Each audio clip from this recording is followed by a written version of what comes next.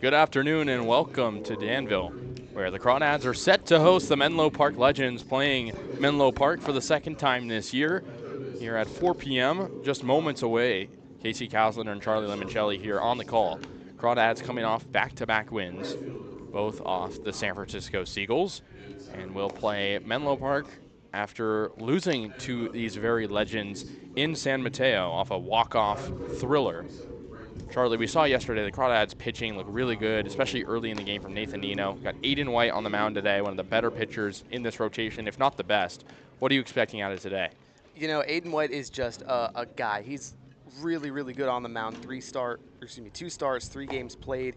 He's gone over 3 innings in every appearance he's had. You know, I expect consistency. He was consistent against the Legends the last time they played. He allowed 3 runs total. Only one of them was earned, though. Some errors defensively didn't really help him out, but he's just a guy who's so solid, throws strikes. Menlo's definitely going to have a tougher time trying to get hits against him. But if he can go, 3-4 innings and then let the rest of the bullpen take it from there, this should be another solid pitching day for Walnut Creek. Last time these two teams played, the Crawdads went down 6-0 early, came back and tied the game. And then from there, it was a matter of who was going to strike next. And it was TJ Schmalzy who had the game-winning hit in the bottom of the 9th inning. But we're set for things here in Danville. Crawdads looking to make it 3 wins in a row, and they're first in the CCL North with a record of 14-6. Menlo Park 8-12, and they're on a 4-game losing streak. Aaron Lewis will lead things off against the lefty White. Lefty on lefty matchup to get things going. Lewis out of San Francisco went to the same high school as the 9-hole hitter today for the Crawdads, Casey Levitt McGee. White stares in from the windup. His first delivery runs inside, fastball 87 miles an hour. 1-0 on Lewis. Plays his college ball at the University of Portland. Struggled there in 12 games in 2025. The 1-0. Fouled the other way to the left side. Goes for 1-1. Aiden White for the Crawdads. A sub-1 ERA so far. Coming off a very nice performance against the Stompers on the road, where he recorded the win with 5 innings pitched and just 3 hits and 1 run allowed. The 1-1 is hit the other way out to deep left field. Bit of a run for Levitt McGee, and it tails foul to the left side. 1-2. Yeah, we've got a bit of wind today, Casey, blowing in from center field and slightly over towards left field. We'll see. I think that one had a little bit of an impact there. We'll see if it continues to change the trajectories of balls in the outfield. The Legends lost to the Stompers 2-0 yesterday in San Mateo in a lowly offensive game. 1-2 at the dish to Aaron Lewis. He's playing center field today. Pretty mixed lineup for Menlo Park in terms of lefties and righty hitters. So he digs back in. White waits for the 1-2. Checking in with his catcher, Clisby. Now gets the sign. The 1-2 fouled the other way again. 1-2. Menlo Park Legends, pretty well-regarded program in collegiate summer ball here in California. 14 Legends have made Major League Baseball debuts all time. Crawdads 0-1 against Menlo Park this year. Trying to even up the season series after sweeping San Francisco. The 1-2. And fastball runs inside. Count goes to 2-2 on the close pitch as Aiden White sticking with the heater. Menlo Park coming off 4 straight losses, trying to get back in the win column themselves here on the road. The 2-2. Breaking ball outside, blocked by Clisby. Count goes full, 3-2 on Aaron Lewis. Mentioned Lewis going to the same high school as Casey Levitt McGee on the Crawdads. Sacred Heart Cathedral Prep. He's only played in 1 game so far, Lewis, for the Legends this year. This is his second hitting leadoff. The payoff pitch runs outside. Good eye from Lewis, and he'll take a walk after a very nice first at-bat. And the first man is aboard with James Bowes set to come up. Yeah, really nice patient approach from Lewis. Waits for White to make a pitch that he would have swung on again, and he didn't. Tried to paint the zone. Not a bad approach there from Aiden White, but doesn't quite get a bite. So here's the righty hitter, James Bowes, the big bopper in the order for Menlo Park out of LMU. Righty hitter against the lefty pitcher with a man on first as he swings at the first pitch and sends a lazy fly ball out to left center. Levitt McGee charges in and makes the catch. And with one pitch, James Bose is retired. One out here in the top of the first with a man still on first. Yeah, that's the kind of soft contact that White's looking for with a man aboard. You know, he's obviously got strikeout stuff, but working with one on, you had a long at-bat against Lewis, just looking for some quick stuff, try to get the inning over with. So a man on first, that'll bring up Mitchell Birdsall, who's only played one game with the Legends also after starting the season with the Riptide in the CCL South. First offering to the lefty, or the righty hitter rather, inside 1-0. Birdsall, of course, played initial ball down there in Southern California, but he's from up here in San Jose. And he's playing first base today. The second offering, high pop up.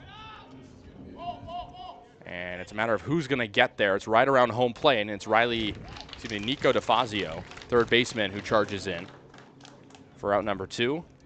Back-to-back weak contact induced by Aiden White. Yeah, and that's a really nice run-in from DeFazio. Would have been a tough play for Clisby, kind of facing the sun at this angle. So the third baseman does a nice job charging in and getting a good read and calling everybody off. So after the leadoff walk, 2 in a row retired, and that'll bring up Dane Most. Leads the team with 11 walks, hitting .283 on the year. White peers at first. Now from the stretch, he fires home. And that one laced out to left center field. That one's going to fall into the gap in left center. Runner tailing around second, and the throw into second is not in time. So it's a double for Most, moving Aaron Lewis to third. And it's a big 2-out knock. 2 runners in scoring position now for the Legends. Yeah, that was fantastic contact right off the bat from Most. And credit to Levitt McGee, too. He picked it up and knew he didn't have a play at third, went to second. The throw would have been in time. He just pulled it a little too far off the bag for Ellis. Good cutoff out there in left center by the Crawdads to get that ball in, but some good base running by Most to get it in time. So that'll bring up Will Anderson, the designated hitter, hitting lefty. Runners on second and third, and a big spot for the Legends to try to break this game open like they did the first time they played the Crawdads. Anderson hitting .237 on the year, but he also leads the team with 17 Ks. First offering outside. Change up 80 miles an hour off the outer corner, 1-0. Anderson from Gilroy, California. He's committed to Santa Clara after playing at Ohlone College, not too far from Santa Clara. The 1-0. Another change up that time on the outside corner called a strike, 1-1. Anderson really paid his dues at Ohlone, hitting .446. His second season, career .389 hitter there. The 1-1. Swing and a miss. Some tailing action on the fastball inside. 1-2. 2 outs in the inning, top of the first, scoreless. Runners on second and third for Menlo Park. White trying to get out of the jam. Has a 1-2 count. Here's the pitch. That time a high changeup taken for a ball. Count goes even at 2-2. Anderson in his second year in summer ball, first with the Legends. Played in the West Coast League last year with the Black Bears. He'll wait on a 2-2 count. Lefty on lefty matchup. Here it comes. And that one floated to right center field. Big run for Johnson, but he'll get there and make a shoestring catch to end the inning. We'll go to the bottom of the first. 2 left on, both in scoring position for Menlo Park. Crawdads due up. We'll head back in just a moment.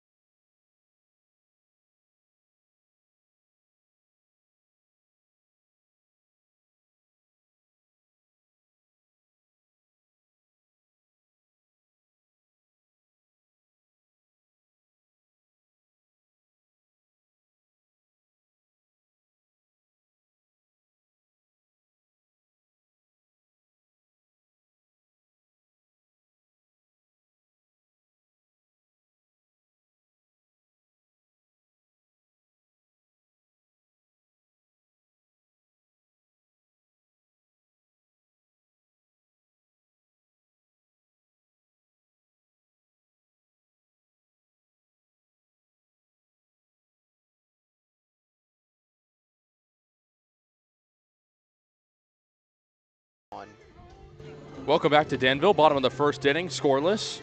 Crawdads due up for the first time against the right-hander Joseph Lee, who hails from San Jose, California, posting a 4.5 ERA so far. Be the top of the Crawdads order, starting with Jared Medham, who's back in the lineup today after taking a few games off. Medham's been on base in every game he's had a plate appearance in. That's 11 games so far. So one of the Crawdads' best hitters this year, hitting .277. Righty on righty matchup. The first pitch to Medham, runs inside. He turns out of the way, so it nearly hits him. So it's 1-0 on Medham. Back in the shortstop spot today, where we saw Leininger yesterday. The 1-0 from Lee from the windup. That one hit, rolled on the ground over toward short. Bose picks it up, strides toward first, and makes the out. 1 away. Wow, that was a really nice fluid motion from Bose, ranging over to his right. Nice throw as well. So that'll bring up Brian Ellis, who did not start yesterday. He did come up big in that inning for the Crawdads in the 6th, where they tacked on 5. As a pinch hitter, he was hit by a pitch, came around and later scored. So the lefty digs in, hitting .216 on the year for the Crawdads. Lefty hitter, righty pitcher, as Lee looks in. From the windup, he kicks and deals. Fastball high and away, taken for a ball, 88 miles an hour, 1-0. Joseph Lee plays at Samford University. The 1-0 in the dirt, taking ball 2. Also outside, 2-0 on Ellis with 1 away. Donnelly would be next. The 2-0. Breaking ball floats inside around the knees. 3-0 on Ellis, who keeps the bat on his shoulder. Guy from University of Texas at Arlington started his collegiate career at St. Mary's, where 2 other Crawdads play. The 3-0, fastball in there for a strike, outer corner. 3-1.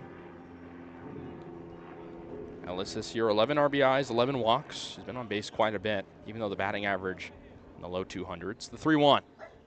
In the dirt, low fastball, ball 4.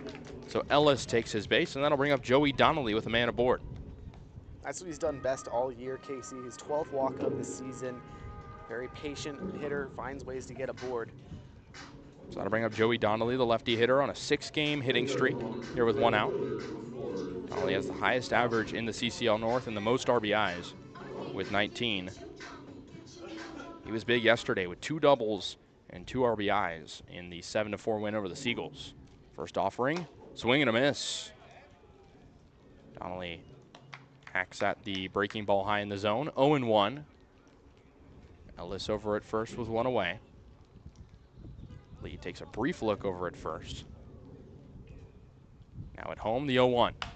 That one hit the other way, foul over to the left side. Quick 0-2 on Donnelly.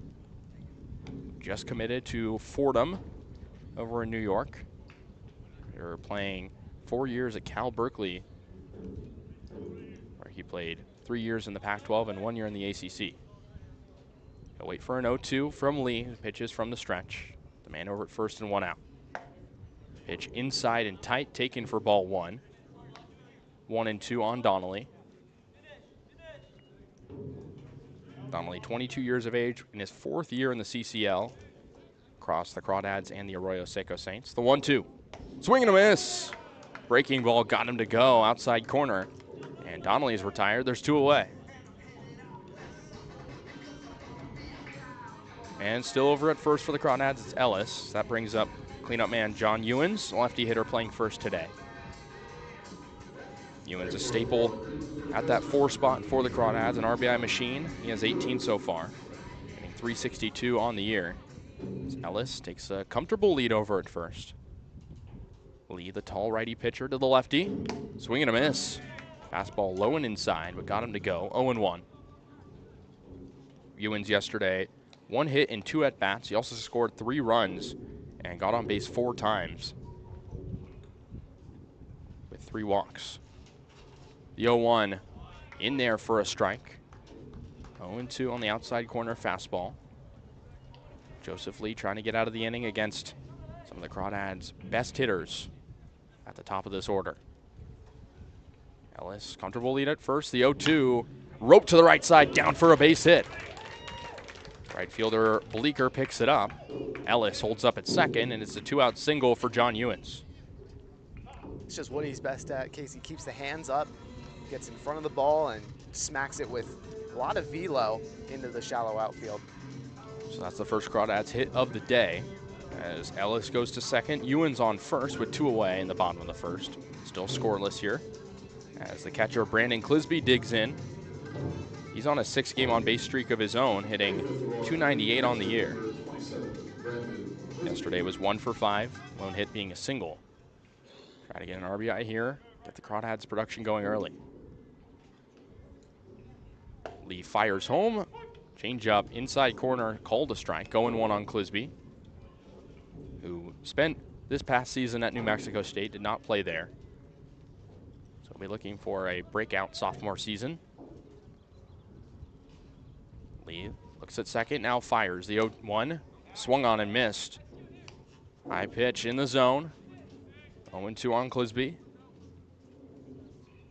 who's shared time at the catcher spot with Zach Justice and Joe Coupland this year.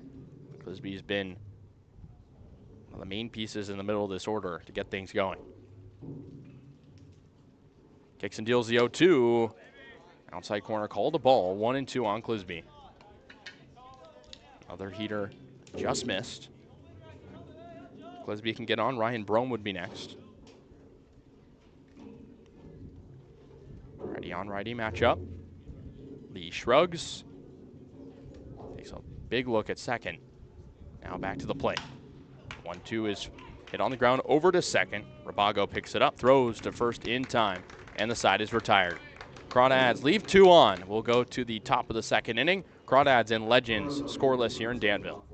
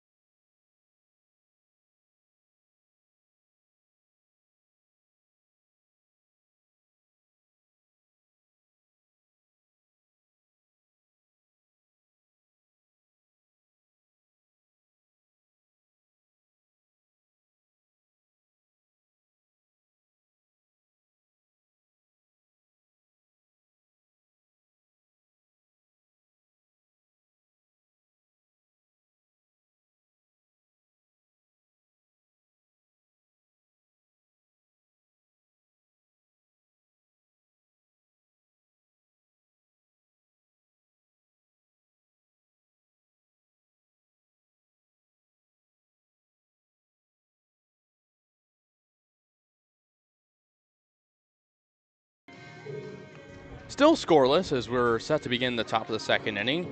It'll be the middle of the order, starting with Austin Rabago due up for Menlo Park. Aiden White still on the hill. He gave up a 2-out double last inning, but didn't allow anything to come across. Both teams have 1 hit.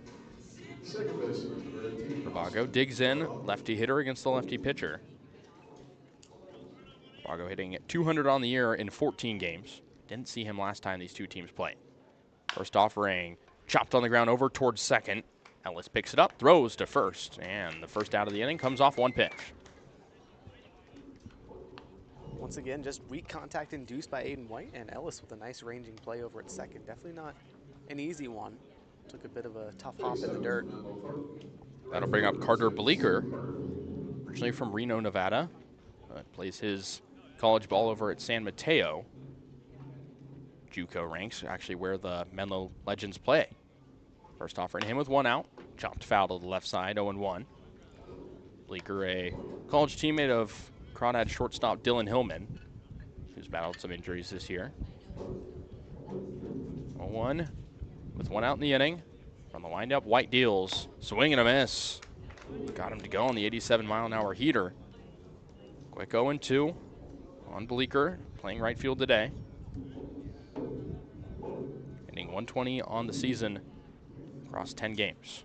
The 0-2, high and tight fastball taken for ball 1, 1-2.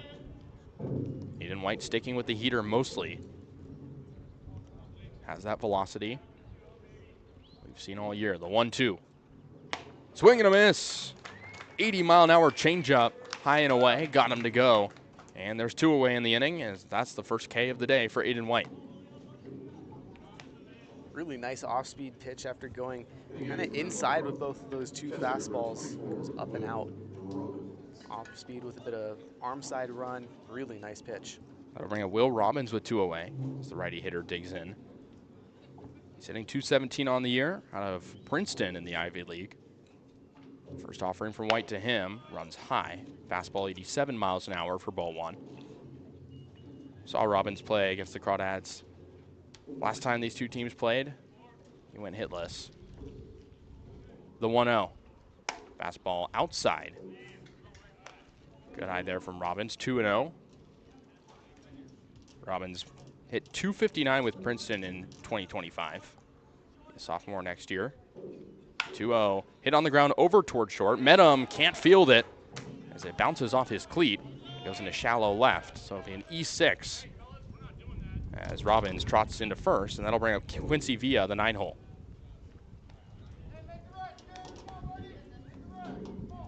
Aiden White, the Crawdad lefty, thought they were going to be out of the inning, but Medham could not make that play.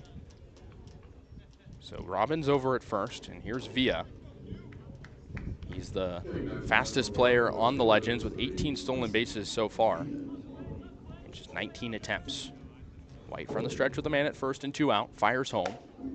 Fastball high and tight, taken by Villa, 1-0. Villa, one of the better D3 baseball players out there, was a all-region finalist from d3baseball.com. Second offering to him in there for a strike, 79-mile-an-hour changeup. 1-1. Robbins over at first with a medium lead. White takes a breath, fires home the 1-1. Another fastball down the middle, 1-2, called a strike. Villa out of Marymount, played with the Saints this past year at .331. He's kind of a second leadoff man for the Legends. The 1-1 with 2 outs. High fastball taken for ball 2. 2-1. Villa playing in left field today. The 2-2 hit on the ground over to third. DeFazio picks it up, throws to second for the force, and the side is retired. So an error allows the inning to go on, but that's it. We'll go to the bottom of the second. Still scoreless between the Crawdads and the Legends.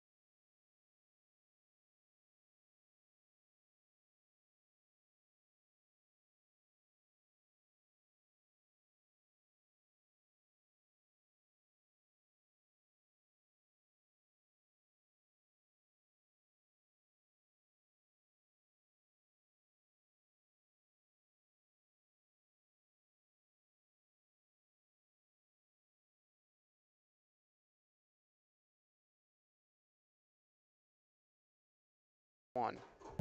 Set for the bottom of the second inning. Crawdads and Legends still scoreless. Both teams have had base runners, though. Ryan Brome will lead things off here in the bottom of the second against Joseph Lee. Comes out for his second inning of work after striking out 1 in the first. Brome out of the 6th hole, playing the DH today and hitting lefty. He had a base hit yesterday. 300 average on the year as the lefty hitter takes a strike inside corner, 0-1.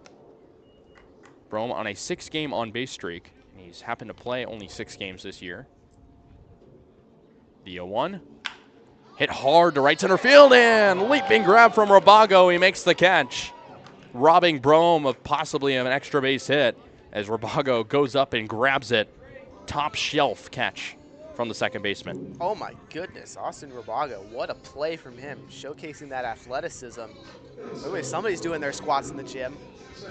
That'll bring up Trey Johnson after the phenomenal defensive play that I'm sure Joseph Lee will be thanking him in the dugout for. Lefty on lefty matchup as Johnson digs in and takes a high and away fastball, 86 miles an hour. Johnson yesterday struggled hitting leadoff, 0 for 5. Brought his average down to 232. The 1-0. Breaking ball in there for a strike, outer corner, 1-1. Johnson out of Berkeley High. Playing now at Skyline City College. The 1-1, another breaking ball outside corner in there for a strike. 1-2 on Johnson with 1 away.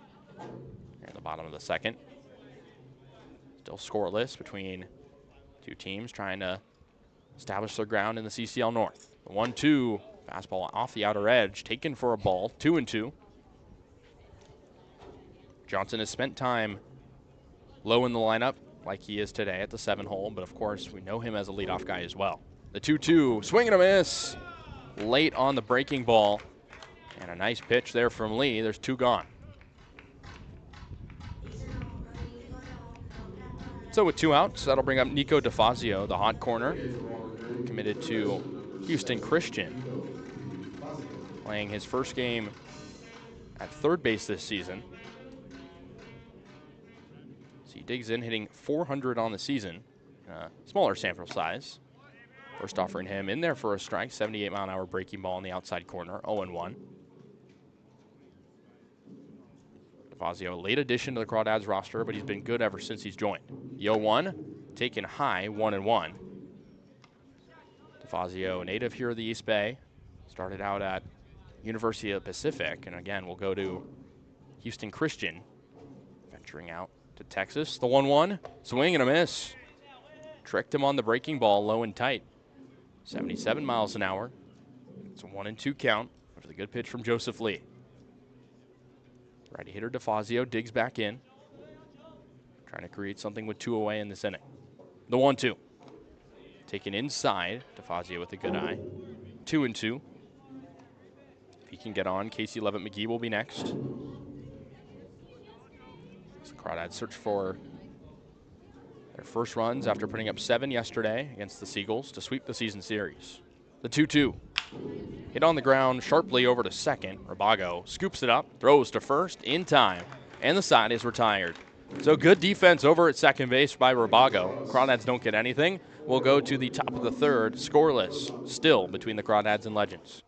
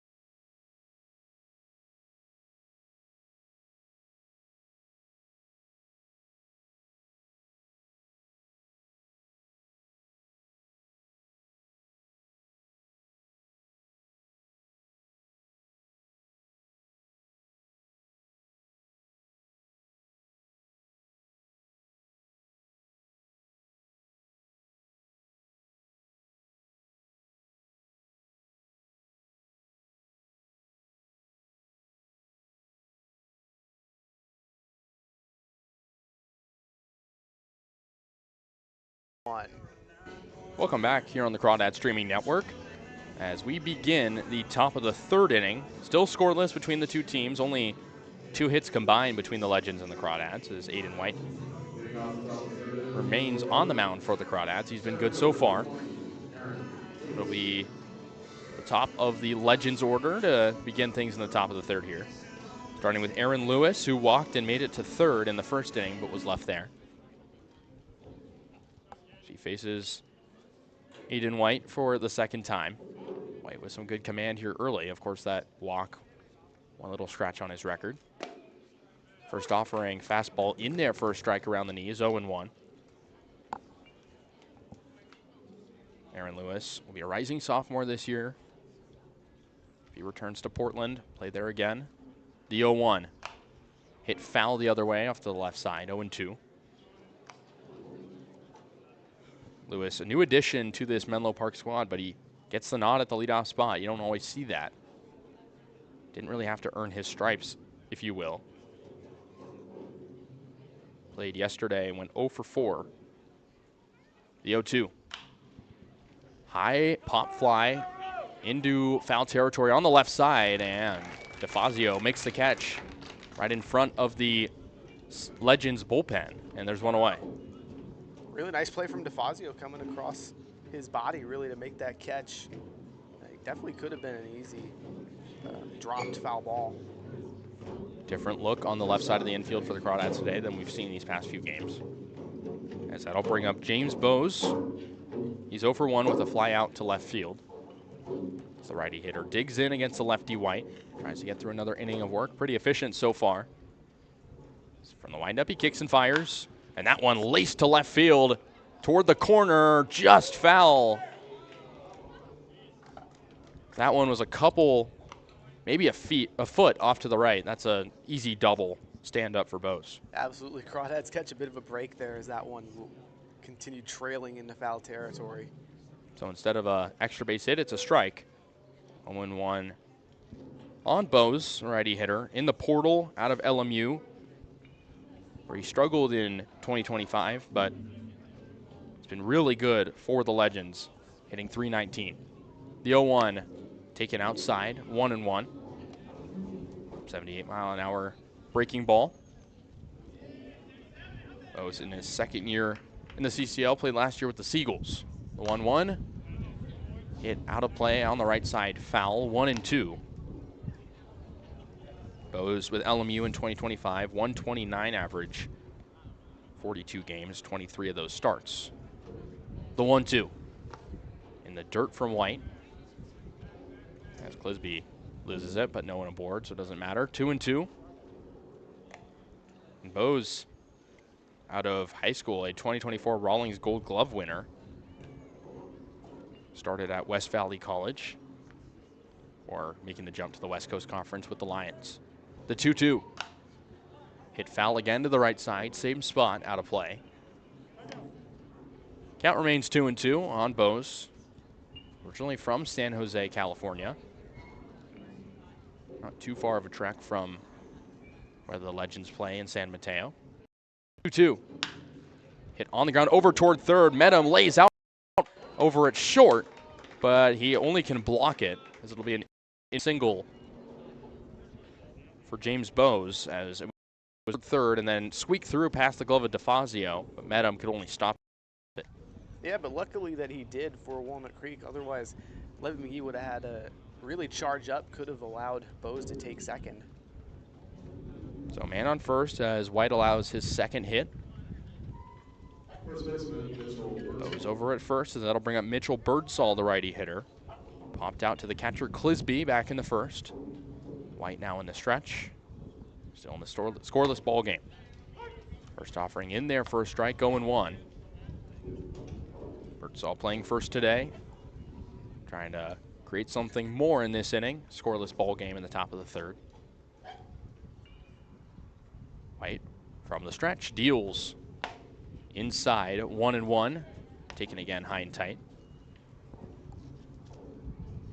Crawdads will be off these next 2 days for the July 4th holiday. Then they'll go to San Luis Obispo and play the Blues for 2 games.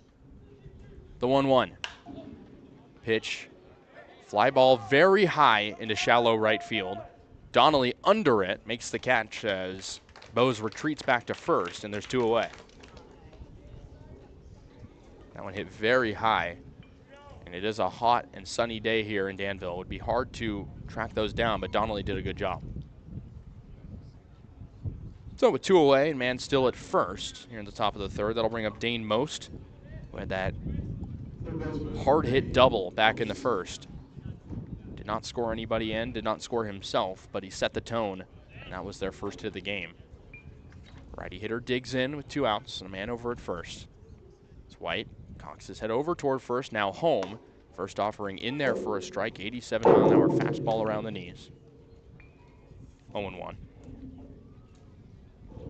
Most playing the hot corner today, originally from Colorado. But he plays his college ball in Iowa at the JUCO level. White's 0-1 as the runner goes. High pop-up, middle of the infield. Medham, the one to track it down, and he'll make the catch. The side is retired. So 1 hit and 1 left on. We'll go to the bottom of the third. Crawdads and Legends still searching for their first runs.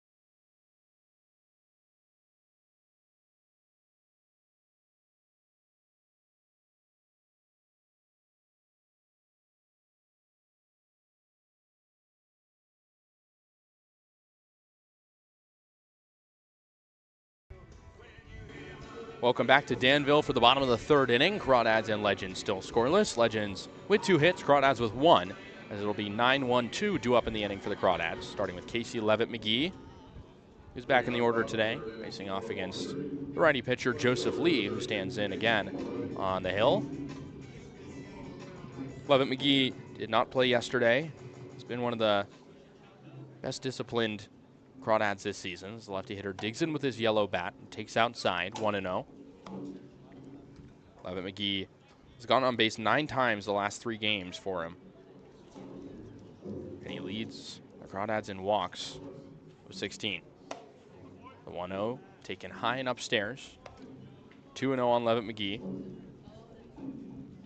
McGee's also been hit by a pitch twice. Started the year struggling, hitting 195 on the year. 2-0, half swing, and he fouls it straight back. 2-1. Levitt-McGee started over at Laney College, same place where pitching coach Dustin Cheney coaches at. But Levitt-McGee will go to Cal State Bakersfield next year. The 2-1, fastball just off the plate. 3-1 on Levitt-McGee as he flashes his good eye. Played with the Merchants last year at 326. Hasn't had the same fortunes this year. The 3-1, fouled straight into the dirt. Trickles over toward the mound. Count will go full on the left fielder, McGee, who hit really well for Laney College these past 2 seasons, nearly 400 in both years. He'll join Coach Jordan Banfield over in Bakersfield. The payoff pitch from the windup. Lee deals, fouled just straight back softly. Do 3-2 again. This is what he's done so well all year long, Casey, is take stuff that's outside of the zone and battle it off when it is. Tries to get aboard here, be the leadoff guy in this inning for Walnut Creek.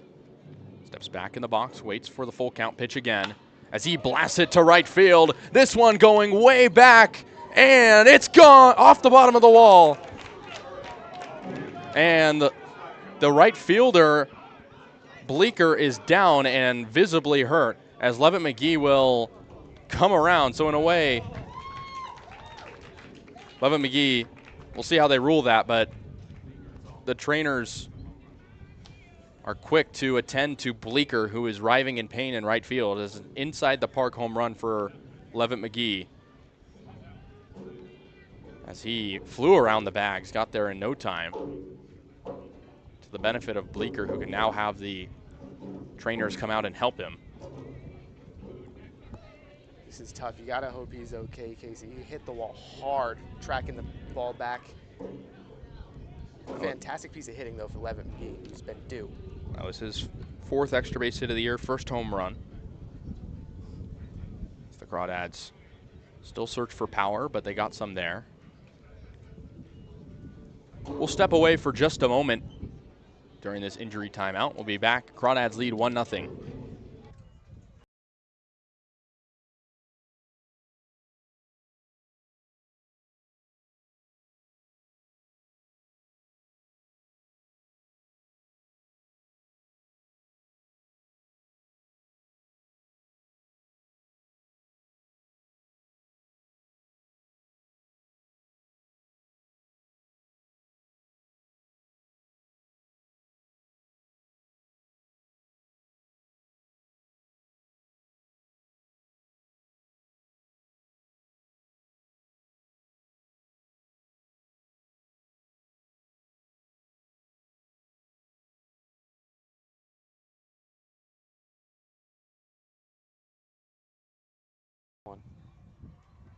Back here in the bottom of the 3rd inning, Crawdads just hit an inside the park home run thanks to Casey Levitt McGee, who blasted one to right field as Bleeker seems to be okay.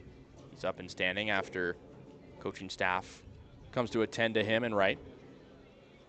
So we'll resume action in just a moment as the Crawdads get a atypical home run, we'll say, as Casey Levitt McGee gets his 1st of the year onto right.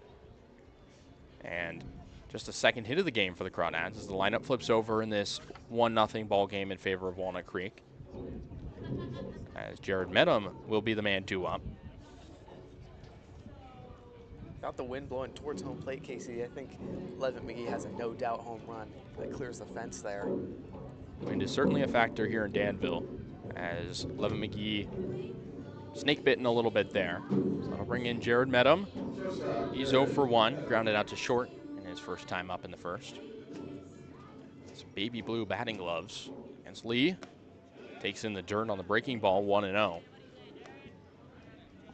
Medham trying to extend his on-base streak at 11 right now. An on-base machine for the Crawdads at the top of the order. So he takes high on the fastball, 2-0. Crawdads would love some production on the top of the lineup, as yesterday it struggled with Cam Taylor and Trey Johnson not providing much, as the 2-0 pitch in there for a strike on the inner corner, 2-1. Madam out of Half Moon Bay, California, playing over at St. Mary's. The 2-1. Chopped on the ground over toward short. Bose takes the hop, throws to first in time for out number 1. So 2 groundouts to short for Medham. So that'll bring up the 2-hole hitter Ryan Ellis, who walked back in the 1st. Crawdads with a 1-0 lead here in the bottom of the 3rd. Unlucky break for Joseph Lee on the mound, who of course will be credited with giving up that home run, but it was really the injury out and right that allowed it to happen. But Bleeker still in the game, seems to be okay as Ellis digs in on the left side. Takes a pitch, runs inside, 1-0. Ellis out of Peoria, Arizona. Here's the 1-0. He's 1-0 in there for a strike. Breaking ball again, 1-1. Ellis trying to raise his average quite a bit in the low 200s right now as he sends one out to right field. That one will drop in fair territory into the corner. He's rounding first. He'll get into second standing And it's a double for Ryan Ellis. He celebrates over at second base. Ellis, a guy with a bit surprising power for his 5'8", 160-pound frame, able to get the ball well into the outfield and make great contact.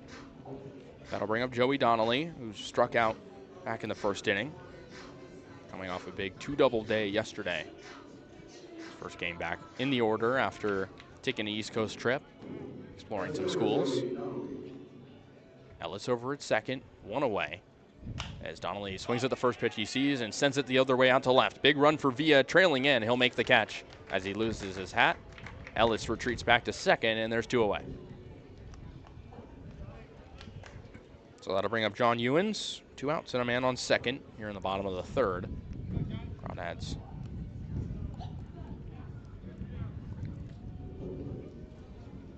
Crawdads up 1-0. Ewens digs in on the left side.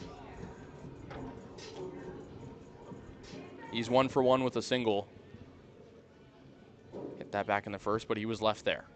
First offering taken high, fastball also outside, 1-0. Last game for the Crawdads before 2 days off. I'm sure they'll appreciate. Trying to do some more in this inning to extend the lead with Ellis over at second.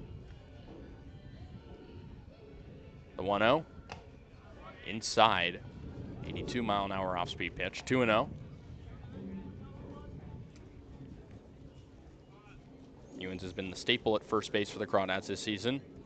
Him and Donnelly have been the 2 mashers at the top of the order. Big reason for their 14 wins this year. The 2-0. Fastball in there for a strike, outside corner. 2-1. Ellis still waiting over there at second. A comfortable lead.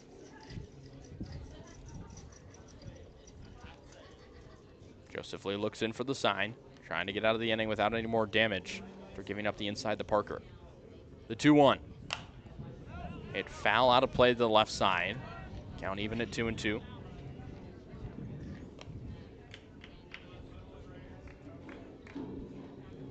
Ewens steps out just for a moment. Played his freshman season over at Baylor. Looking for some more playing time in 2026 after being mostly a reserve in 2025. The 2-2 with a man on second. Swing and a miss. Good recovery from Lee after the double, and that'll retire the side. But the Crawdads get an inside the park home run from Casey Levitt McGee. We'll go to the top of the fourth, 1-0 Walnut Creek.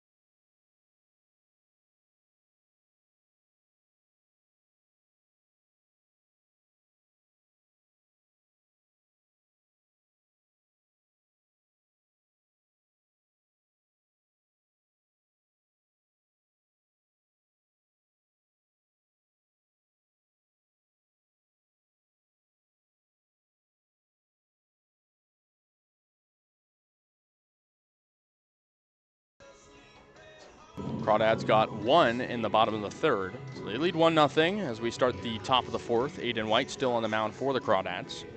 They'll face the middle of the order, starting with Will Anderson for the Legends, who have 2 hits today, but have yet to score against Aiden White, one of the stingiest pitchers on this Crawdads team. So he stares in against Anderson, lefty on lefty matchup. Outside corner called a strike on the first delivery, 86-mile-an-hour heater. Anderson flied out to center back in the first. That was his lone at-bat. Anderson waits as White looks in for the sign. The 0-1.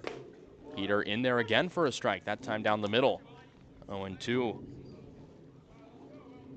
Aiden White is credited with a win against the Stompers his last start. Went 5 full innings. Was nearly spotless. The 0-2. Hit foul the other way, left side out of play. Count remains 0-2. Aiden White mostly throws fastball, curveball, slider. Pitching over at Nebraska, now in the transfer portal. Set sights on somewhere else. The 0-2, taken low and outside. Not a bad miss from White. 1-2. White, one of 2 Huskers on the Crawdads team, with Colin Nowacek, his fellow southpaw pitcher, who we saw yesterday. The 1-2. Breaking ball low and away. Taken for ball 2. Count runs even at 2-2. Although White spent 2025 at Nebraska, he only pitched 1 inning there. Came against Omaha. So he's looking for a bigger opportunity elsewhere. The 2-2. Poked foul to the left side, out of play. Off the end of the bat. 2-2. Rabago and Bleeker will also hit this inning. Bleeker, the right fielder, ran into the wall out and right, allowing the inside the park home run to happen. He seemed to be okay after being attended to. The 2-2. Another foul ball over to the left side, out of play. Battle will continue. Anderson playing in the DH spot today. Normally plays infield. Probably where he'll play at Santa Clara this upcoming year, as he's committed there out of Ohlone College. White at the belt, looks in for the sign. Now brings the glove up. Winds and fires the 2-2. Popped up, left field and shallow, going toward foul territory, now into foul territory, and Medham will go up and make the catch for out number 1. That's a really nice ranging play from Medham all the way from the shortstop spot.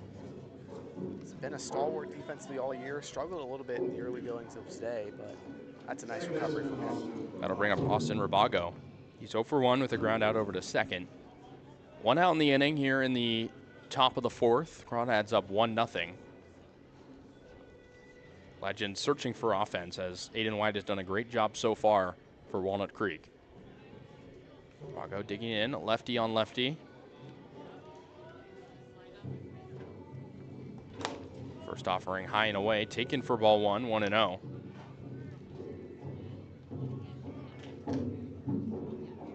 Aiden White still working that heater mostly, as we've seen today. The 1-0. Hit the other way out to left field. Lazy fly ball for Levin McGee, as he'll put the glove up and make the catch. 2 away. So with 2 outs, that'll bring up Carter Bleeker, who again we mentioned was the right fielder during that inside the Parker from Casey Levitt McGee. He seems to be okay after crashing into the wall, allowing that ball to just sit on the warning track. Casey Levitt McGee raced around the bags. Righty batter, lefty pitcher, as White delivers from the windup. Breaking ball in there for a strike. 0-1. Bleeker over at College of San Mateo this past year, 6 games, hit .313. The 0-1, swing and a miss. Breaking ball low in the zone, 0-2. As White tries to sit him down 1-2-3. Puts the glove up and fires quickly from the windup again.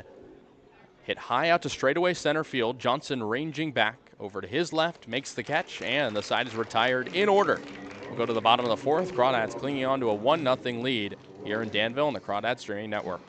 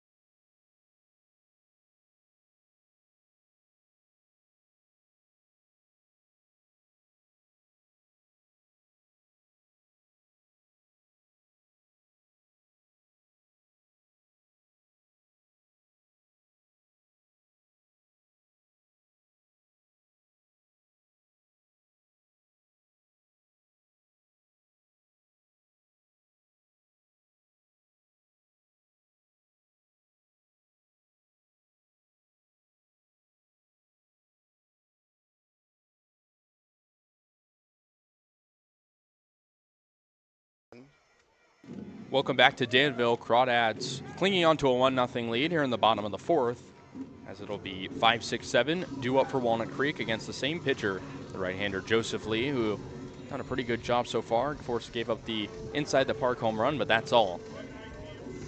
As Clisby will dig in, he's 0 for 1. Grounded out to second base back in the first. Righty on righty matchup to begin the bottom of the fourth inning in this low-scoring affair so far. Clisby waits with his open stance. The first offering from Lee is fouled out of play to the right side, 0-1. Clisby, a native right here in Alamo, played his high school ball at Monte Vista at this very park. The 0-1. Hit off the end of the bat out to right field. Bleeker ranging back and hit, drops off his glove. It gets all the way to the wall. Clisby racing into second. He'll get there standing. And it's a leadoff hit for Clisby. It's going to be ruled an E9, rather. So Clisby gets into second base. And Bleeker has just struggled today defensively after the inside the park home run and then the E9. Yeah, originally it looks like he thought it was coming across his body to the right, then he had to shift back over to his left as the ball got behind him a little bit as well. That'll bring up Ryan Brome with an RBI opportunity. Lefty hitter due up. He's 0 for 1 with a line out as he takes outside 1-0. The ball Ryan Brome hit back in the second inning was 98 miles an hour off the bat, but second baseman Rabago went up and got it, robbing him of an extra base hit. The 1-0. This one's floated to shallow left field. The shortstop, Bose, will go out there and grab it for the catch. And there's one away. Man still at second. Wind picking up quite a bit here in Danville. Nice crowd here on Wednesday. Crawdads' final home game for a few days as they'll go over to SLO for a road trip. Trey Johnson will dig in with a man on second and one away here in the bottom of the fourth. He's 0 for 1 with a strikeout. This lefty hitter tries to get off the schneid here. First offering, hit straight up the middle, look out, and it gets into center field for a base hit. Clisby will be rounded home. He'll come in and score, and the throw home allows Johnson to advance. And Trey Johnson with a big RBI single advancing on the throw. And it's 2-0 Crawdads. Johnson needed that after going hitless in 5 at-bats yesterday. He gets a big RBI single. So it's an unearned run tagged on Joseph Lee's day as the Clisby error allows him to come out around and eventually score. So that'll bring up Nico DeFazio. He's 0 for 1 with a ground out over to second. The man at second is Johnson. 1 out in the inning. Crawdads up 2-0. Still with only 1 hit. Hits one the other way, and that one into the glove of Birdsall, who takes it on 1 hop and runs over to first to tag the base. Webgem over at first. We saw Webgem earlier at second. The defense pretty mixed today for the Legends. That was a fantastic play, though, absolutely, from Birdsall. Diving, definitely makes good use of that first baseman's glove. That extra webbing definitely helps. So here's Casey Levitt McGee with Johnson advancing to third. There's 2 outs here in the bottom of the fourth and a 2-0 ball game. Levitt McGee had the inside the park home run over to right field. Saw him show off his speed more than anything, so he wanted that badly. First offering to the lefty hitter. Hit foul over to the right side, 0-1. Levitt McGee's hit earlier likely would have been just a double, but Bleeker ran into the wall and was wounded the entire play, allowing Levitt McGee to run around with no contest. The 0-1 taken inside, 1-1. Another RBI opportunity with a man on third. That's Johnson. Levitt McGee got his first home run of the year. Not a typical home run, but something that'll raise his average. The 1-1 hit the other way, over to the left side, foul. Not bad contact again, 1-2. Levitt McGee last year with the Merchants did not have a single home run, so that's his first career home run in the CCL. Had 3 career-wise at Laney College. So he waits for the 1-2 from the stretch. Lee got him. They appeal over to third as the half swing. They appeal, he goes around, and that'll end the inning. Crawdads get 1. We'll go to the top of the 5th. 2-0 Walnut Creek here on the Crawdads Streaming Network.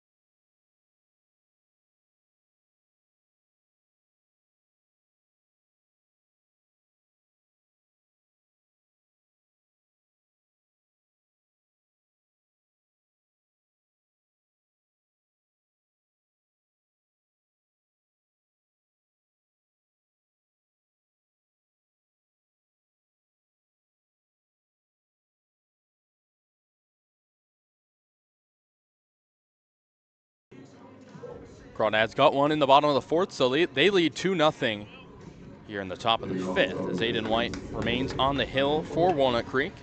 Done a fine job so far. Only has the 1 strikeout.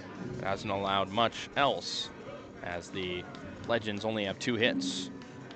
It'll be Robbins, Villa, and Lewis here in the top of the 5th. Field playing straight away as the righty hitter digs in. He swings at the first pitch he sees, pops it in foul territory on the right side. It'll run out of play. 0-1 on Robbins, who reached on an error committed by Jared Medham over at short in the 2nd inning. But he was stranded there in that inning. Aiden White has done a good job of getting out of sticky situations so far. As White stares in from the windup, the 0-1. Fastball off the plate, taken for ball 1. 1 ball, 1 strike. Robbins in the bottom of the order trying to pick up some production for Legends order that struggled today. The 1-1 jammed foul to the right side, 1-2. And the Legends are not afraid to swing so far today, but they've been hitting a lot of foul balls. Haven't really been on Aiden White's stuff, at least directly. The 1-2 floated to shallow right field. Donnelly racing in for it, puts the glove up and makes the catch for the first out of the top of the 5th. So with 1 out, that'll bring up Quincy Villa as the wind picks up just a bit. Villa 0-1 with a ground out over to third. Hitting .238 on the year, and a guy who talked about earlier, if he can get aboard, he's probably going to try to steal. Has 18 swiped bags so far this year, on top of 15 hits and 5 walks.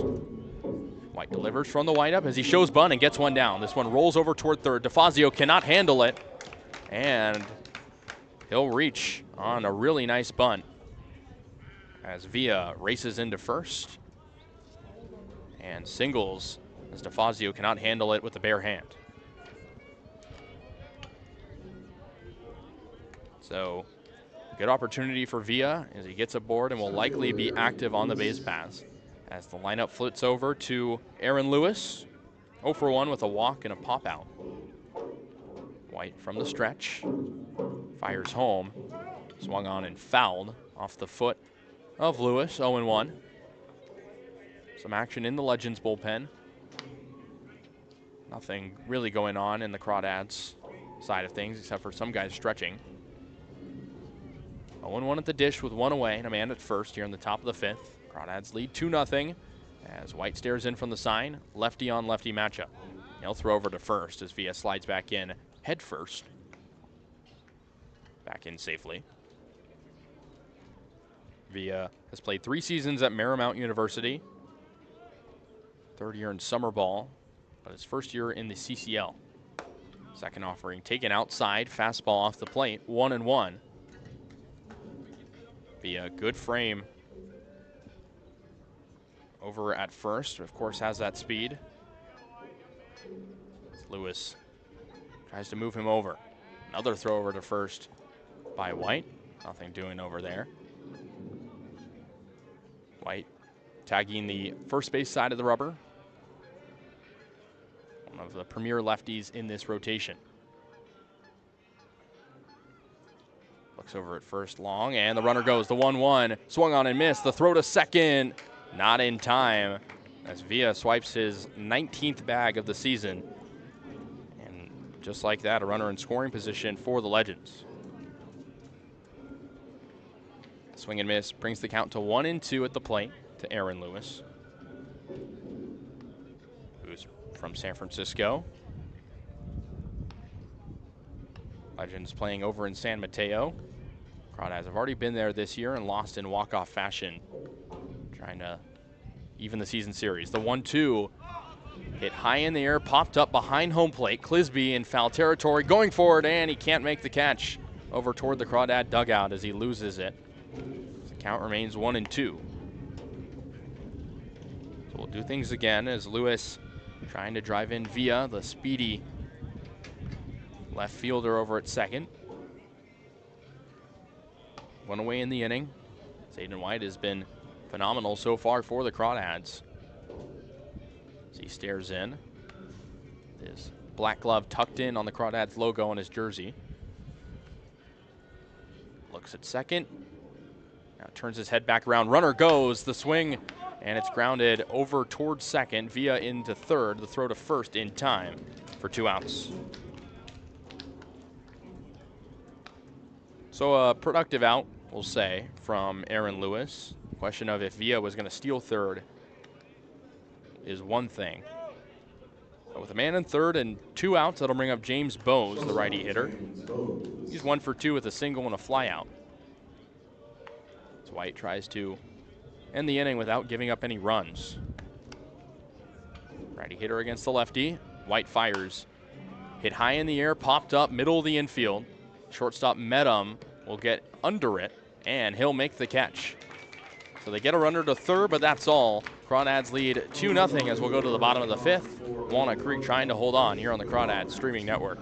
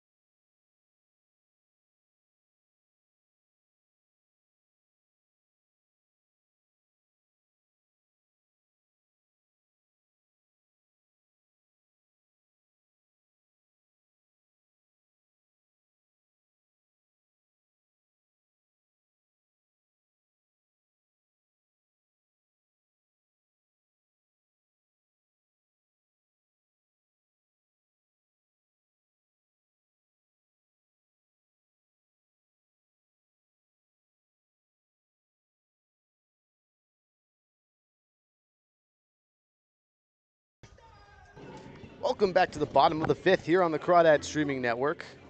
Walnut Creek leads 2-0 on the Menlo Park Legends. As the lineup starts afresh, Jared Medham at the top of the order, Ryan Ellis and Joey Donnelly after him. Still on the mound for Menlo Park, Joseph Lee, the starter. He's worked 4 innings of 2-run balls so far, trying to continue that trend. Righty's first offering to Medham, fastball upstairs, 1-0.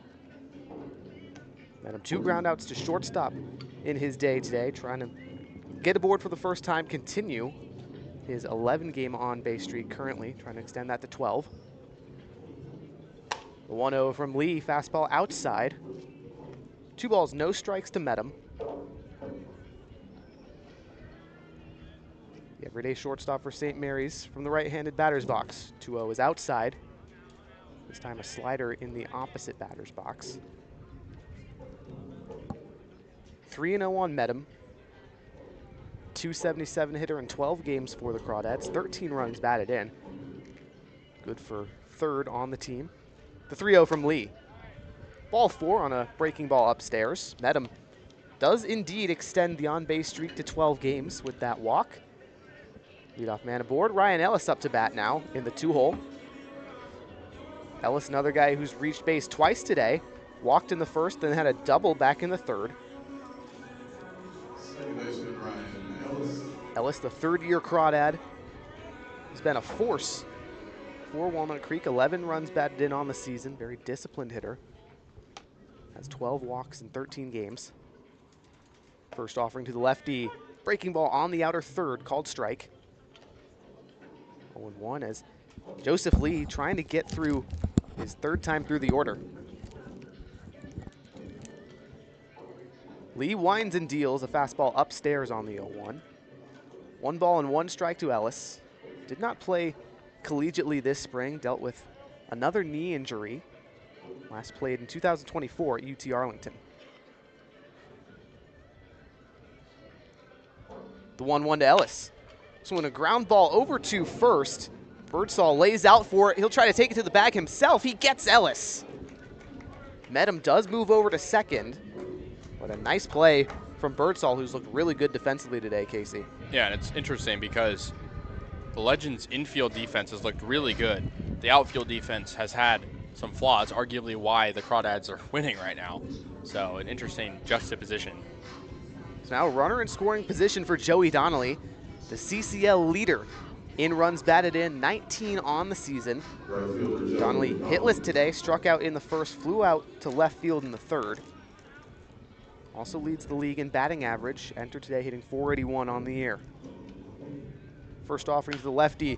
Swinging a flare into shallow center field. Rabago over from second base to get under it. So now there's 2 down. Medham in danger of being stranded at second.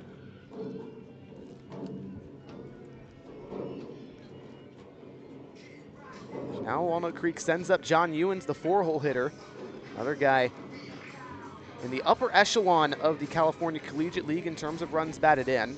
Ewens second in the league, just behind Donnelly with 18 runs batted in. Ewens also tied for third place in the league in home runs. He's got 2 of them this year. Lee looks to second.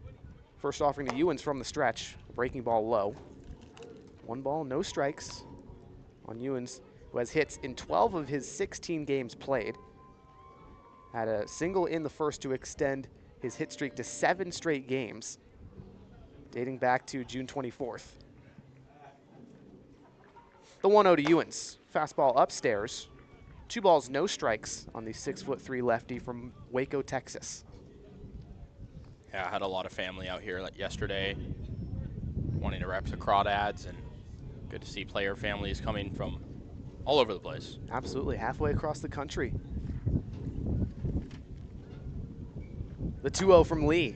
Breaking ball sits over the heart of the plate. 2 balls and 1 strike to Ewens. Redshirted his freshman season, his true freshman season, I should say, in 2024 at Baylor.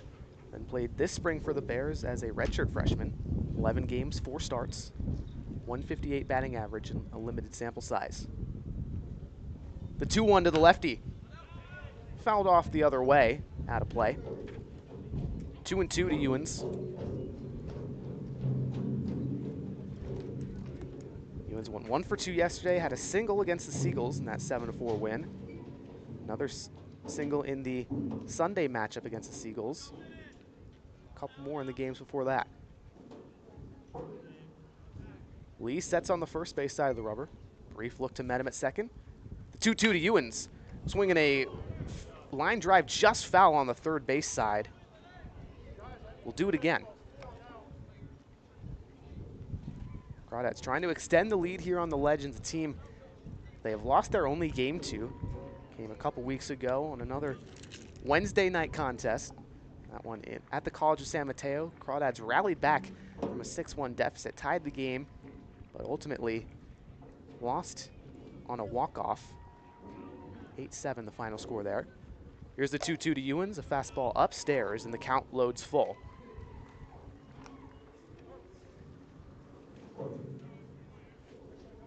Ewens, a stalwart defender over at first, has played every game this season that he's appeared in at the first base spot. We're gonna drive in a run here. The 3-2 from Lee. Breaking ball on the outer third, called strike. So after the leadoff walk from Medham, 3 straight Crawdads retired in the bottom of the 5th. We'll head to the top of the 6th inning. Menlo Park trying to cut into the 2-0 deficit right after this.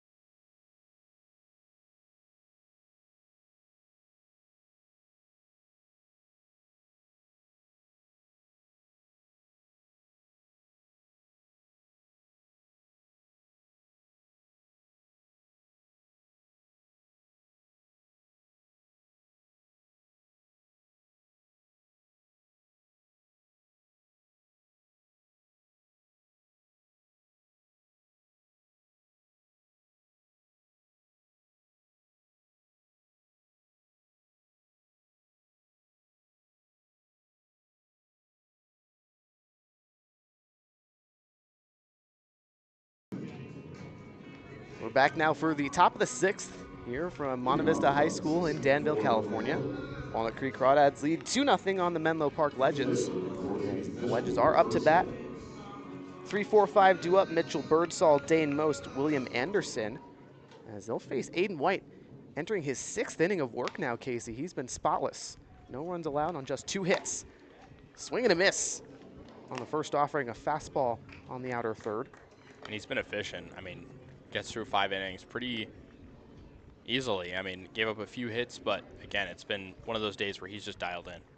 The lefty kicks and fires the 0-1 fastball. Appeal to first on the check swing, says Birdsall did not go around. So 1-1 to the San Jose native. Originally started this summer with the OC Riptide. Birdsall did. Now playing for the Legends as he laces one into shallow left field for a base hit. That's Birdsall's first single of the day. First time aboard as well. Medham tried to go up and make one of the catches we saw Rabago make earlier and just couldn't do it. Just a little bit too much elevation on that line drive. Either way, it's Dane Most, the third baseman, up to bat. Had a double in the first inning, then popped up to short in the 4th. White just 1 strikeout today, Casey. He's been really relying on the soft contact, and so far it's been rather effective. White, a brief glance at first. The first offering to Most. Fastball on the inner third, strike 1. Most, the Broomfield, Colorado native, plays his ball at Iowa Western Community College. The 0-1 from White. Swinging a ground ball over to Medham at short. The flip to second for 1, the throw to first in time. 6-4-3 double play. Crawdads turn 2. Yeah, it's been a few games since the Crawdads have been able to turn 2. They've done a lot this year, but really good defense overall. Getting White back to the windup. Another soft contact induced by Aiden White, and now with 2 down, it's a designated hitter, William Anderson, in the 5-hole. Favorable lefty-lefty matchup for White. He's trying to cruise through this 6th inning. Anderson certainly a tough out. Career .389 hitter in 2 seasons at Ohlone College. First offering to the lefty, swinging a ground ball to Ewens at first. Collects, and he'll flip to White, who's covering and tags the bag for the final out of the frame. 3 up, 3 down for Walnut Creek. Now they'll head to bat in the bottom of the 6th. We'll have that action right here on the Crawdads streaming network.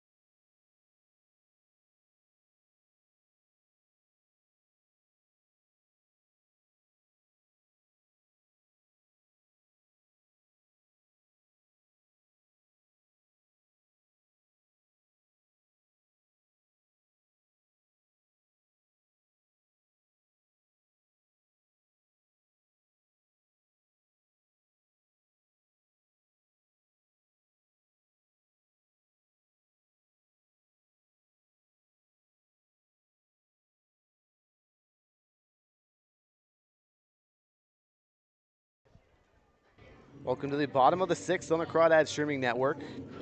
New pitcher on the mound for the Menlo Park Legends, Matthew Anderson, the right-handed rising freshman committed to Ohlone College, will face part of the order for Walnut Creek, 5, 6, 7 due up. Brandon Clisby, Ryan Brome, Trey Johnson here in this inning. Crawdads trying to extend the 2-0 lead that they've got over the Legends right now, courtesy of the inside the park home run by Casey Levin McGee and Trey Johnson's RBI single in the 4th.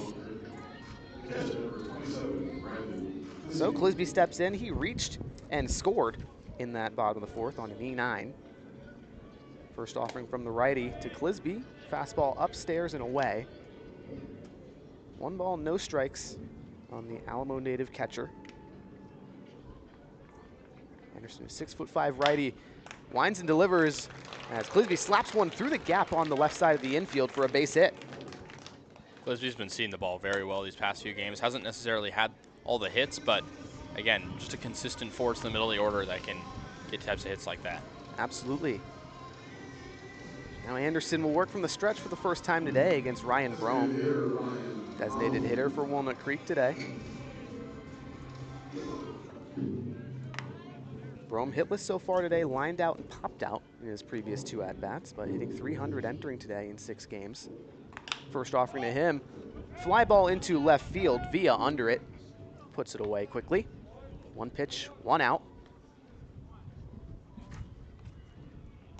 So now Trey Johnson, another lefty, comes up, playing center field today. Mentioned he had that RBI single in his last at-bat in the bottom of the 4th when Brandon Clisby was once again on the base paths. Johnson needed a bounce back today, went 0 for 5 last night against the Seagulls in that 7-4 victory for Walnut Creek.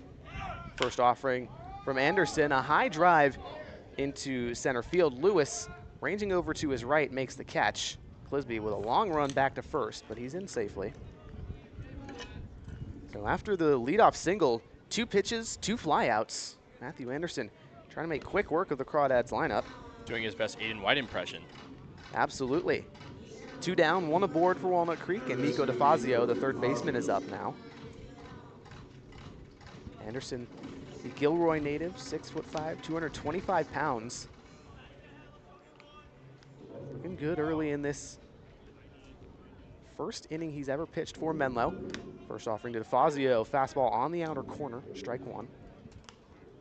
Clisby had a decent lead, took off, but had to move himself backwards. Either way, it'll be 0-1 to DeFazio. Entered today hitting 400, looking for his first one today. There's one in the opposite batter's box, and Clisby steals second. Looks like Robbins initially had a grip on it, but double clutched. Didn't make a throw. Good awareness by Clisby, who has a lot of speed, even for a catcher.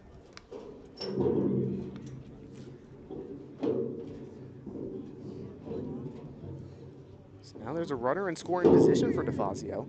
Second-year Crawdad, hit .222 in 27 games for the team last summer. Recent Houston Christian University commit, steps in from the right-handed batter's box. The 1-1 to DeFazio. Fastball called strike on the outer third. 1 ball and 2 strikes on the San Leandro native. DeFazio originally went to University of the Pacific out of high school and transferred to Chabot, where he played in this spring. Earned himself a spot at Houston Christian. The 1-2, swing and a miss. Dropped strike 3, and Robbins will tag DeFazio on his way out of the batter's box. So after the leadoff single, Matthew Anderson strands Clisby on 3 straight putaways.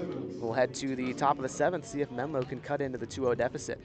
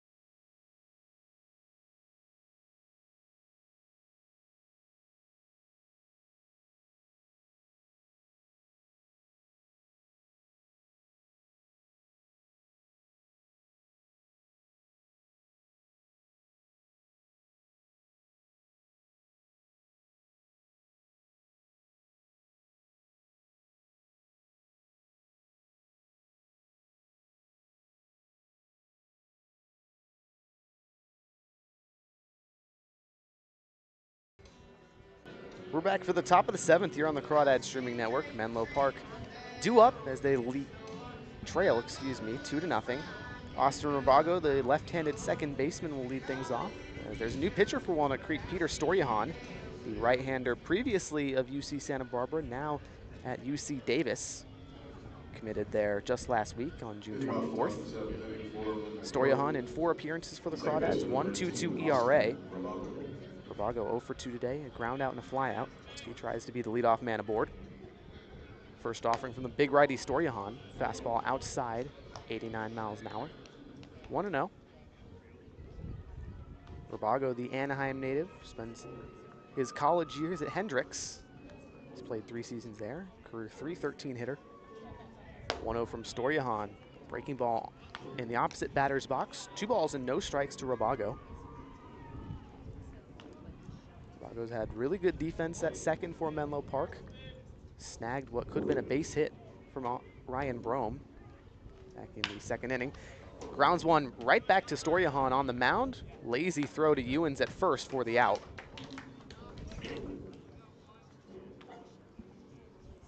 So it takes 3 pitches, but first batter retired in the inning for Stoyahan. He'll face Russell Deuce Filter, the Santa Clara University man. Filter took over for Carter Bleeker back in the bottom of the 4th defensively. Carter Bleeker crashed into the wall in right field trying to track down Levitt McGee's eventual inside the park home run.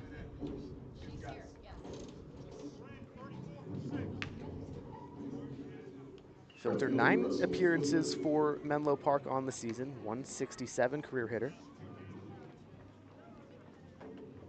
First offering from Stoyahan, breaking ball slider goes over the heart of the plate, 0-1.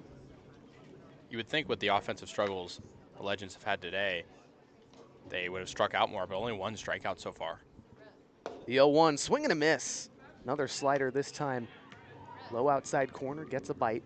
You're absolutely right, Casey. You know, White, usually a strikeout artist for Walnut Creek, not so much today.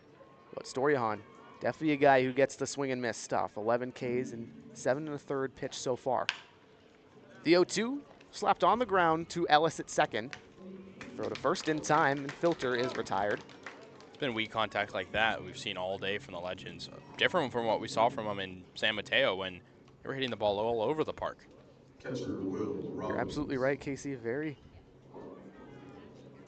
different game here in the second matchup between these two teams. Either way, it's the catcher Will Robbins with 2 down and nobody aboard in the top of the 7th. Robbins, another righty, this time from Princeton University. Rising sophomore there. First offering from Stoyahan. 90-mile-an-hour fastball on the outer third, called strike 1. Robbins in 12 games at Princeton this spring, 259 hitter. He's played in 19 games for Menlo Park. The 0-1 slider in the opposite batter's box, 1-1.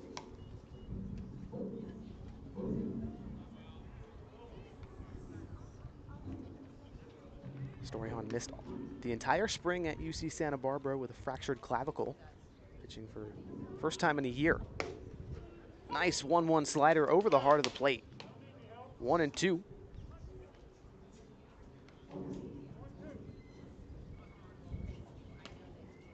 Stoyahan has gone at least 2 innings in 3 of his 4 appearances.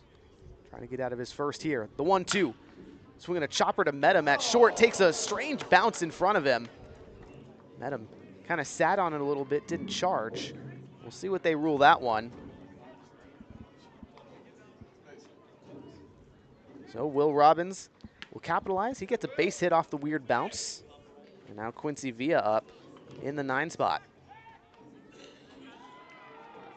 Villa singled back in the 5th, stole a bag as well, but was stranded at 3rd in that inning. Stole his 19th bag of the year, though. First offering from Stoyahan to the righty, in there for a strike. Slider moves its way from the right-handed batter's box into the inner third. Villa, 238 hitter, takes another slider, this time on the outer third, 0-2 quickly. Stoyahan trying to make quick work of the bottom of the Legends order. Stoyahan from the stretch, sets below the belt. Here's the 0-2.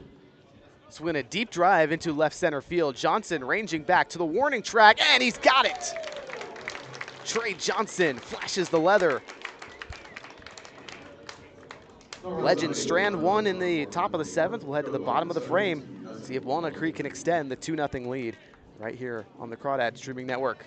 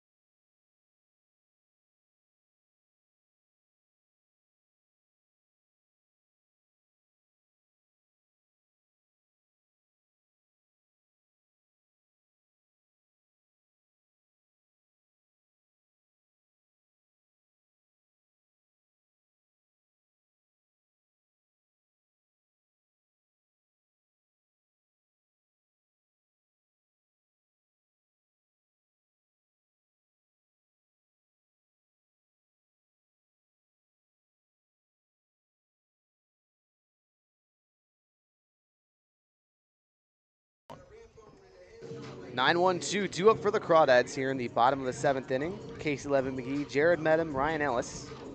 Levin McGee 1 for 2 today.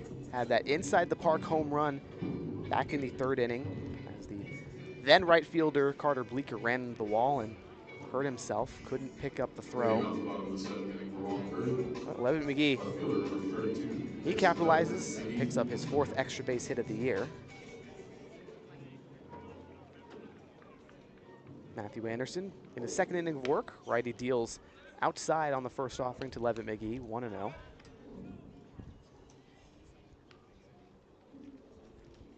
Left fielder for Walnut Creek went 0 for 3 on Sunday, his last action prior to today, as he takes another one inside, 2-0. Did have a sac fly RBI in that Sunday matchup against the Seagulls. Also walked twice. Takes another one upstairs. 3 balls, no strikes on Levin McGee. Most disciplined hitter in the Crawdad order. Leads the team with 17 walks on the year. Anderson looks in for the call from Robbins. Turns and delivers the 3-0. Fastball at the letters, strike 1. So that'll be a 3-1 count to Levin McGee, the former Laney College man. Through an offering, slapped on the right side of the infield, through for a base hit. Ravago dives for it, can't get the glove to it. Levin McGee, a nice 2 for 3 day. Yeah, he's been good today. I mean, obviously has the inside the park home run that highlights his day, but he's been really disciplined at the plate, as we saw there, and gets rewarded. Now there's one aboard for Jared Medham as the lineup turns over. Medham, 13 runs batted in on the season, would love to get some more in his 13th game for Walnut Creek. 0 for 2 today, did reach on a walk in the 5th to extend his on-base streak to 12 games. First offering to the righty upstairs. 83-mile-an-hour breaking ball misses. It's been a lot of soft contact induced so far for Anderson. Does have 1 strikeout on DeFazio to end the last inning. The 1-0 to Medham. Fastball in the opposite batter's box. 2-0.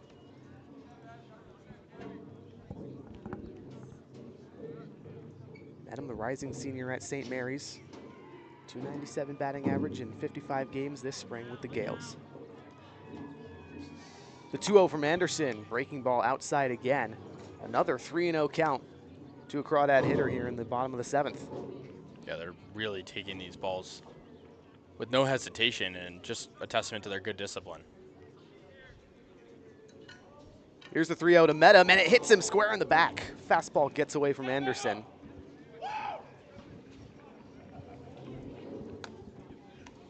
Medham wears one, and there are 2 aboard for Ryan Ellis, the second baseman in the 2-hole for Walnut Creek.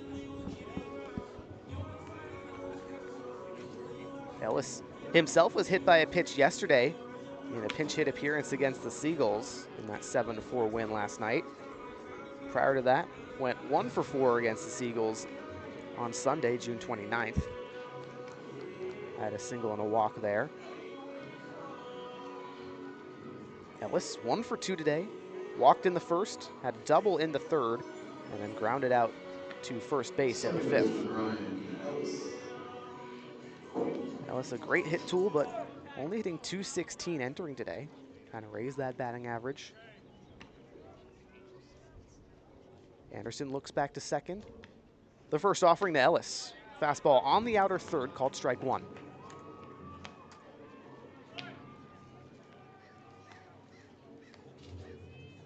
Ellis, another former St. Mary's man, spent 3 with the Gales, but didn't play much due to injuries. The 0-1 from Anderson. Fouled off the opposite way, well out of play. An 0-2 count to Ellis. Last played collegiately in 2024 with UT Arlington. 30 runs batted in 54 games. .289 batting average there. 3rd-year Crawdad in his 14th game of the season. The 0-2 to Ellis. Breaking ball in the dirt in the right-handed batter's box. 1 ball and 2 strikes to the lefty. Levin McGee at second, Medham at first. Still no one out in the top of the seventh. Bottom of the seventh, excuse me. Crawdads trying to tack on, extend the 2-0 lead. The 1-2 from Anderson. Breaking ball high and away. Count evens to 2-2. Insurance is going to be vital after what we saw yesterday. Crawdads giving up a few runs in the ninth, and then of course, when the last time these two teams played, when the Legends were able to sniff out a run in the bottom of the ninth and ultimately win the game. The 2-2 to Ellis. Swinging a high drive into right field. Filter going back, a couple steps from the track, and he's got it. Both runners are going to tag. Medham will change his mind, head back to first, but Levin McGee will move to third. Runners on the corners for Joey Donnelly, the hottest bat in the Crawdad order. Donnelly hitless today, but entered the game with a 6-game hitting streak. He's had hits in 12 of his 15 games played entering today. Donnelly spent 4 years at Cal Berkeley, where he played 20 games. Started just 5 of them. Decided to hit the grad transfer portal and just committed to the Fordham Rams on Monday. Anderson's first offering to the lefty, Donnelly. Medham takes off, swing and a miss. Throw is offline, and it hits off of Medham, gets into the outfield. Levitt McGee will score.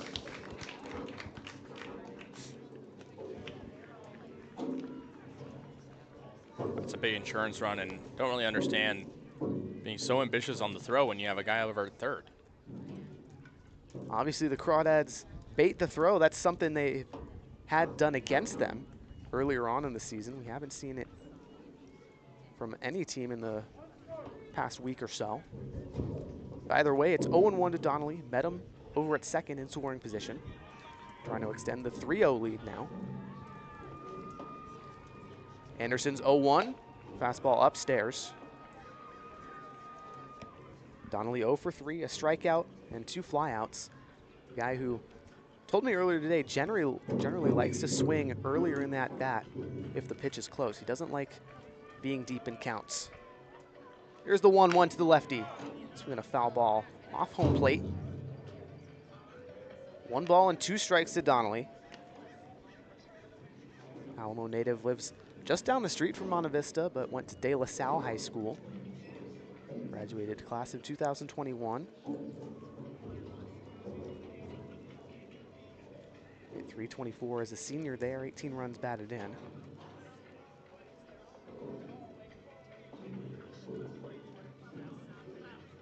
The 1-2 to Donnelly. Swing and a miss.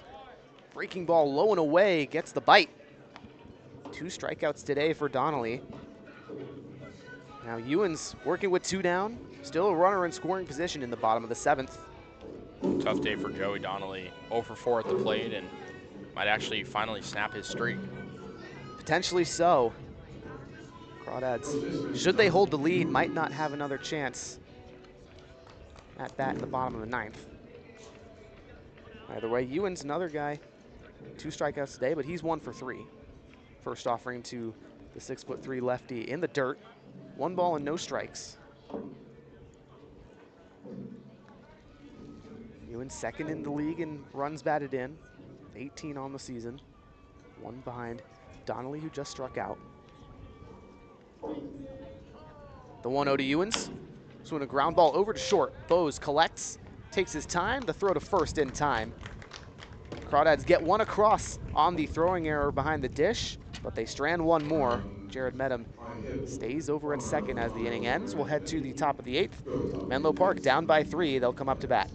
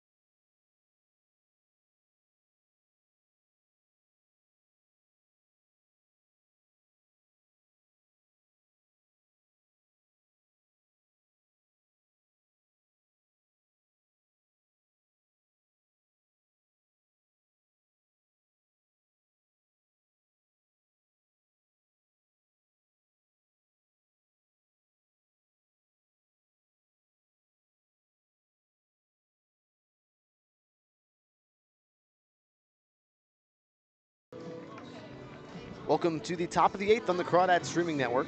Menlo Park down by 3, up to bat here.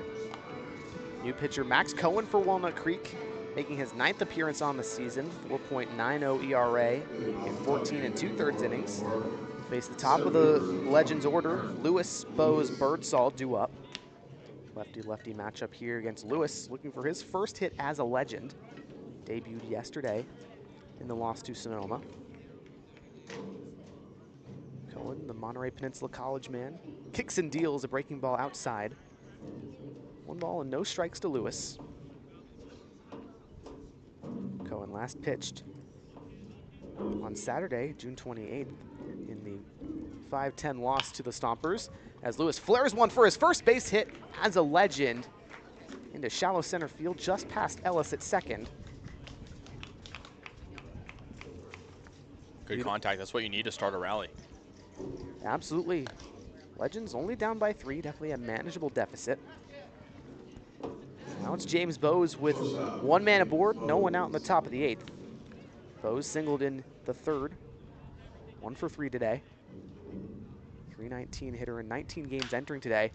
First pitch he sees slapped over into right field. Donnelly takes a couple steps towards it, makes the catch.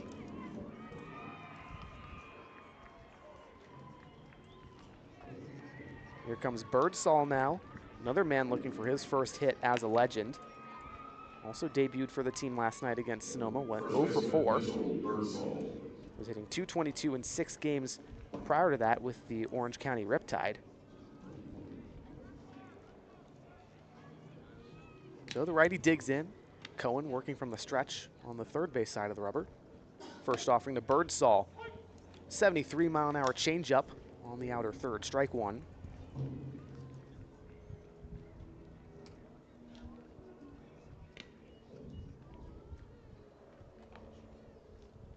Cohen's 0-1 offering. Fastball swing and a foul ball the other way.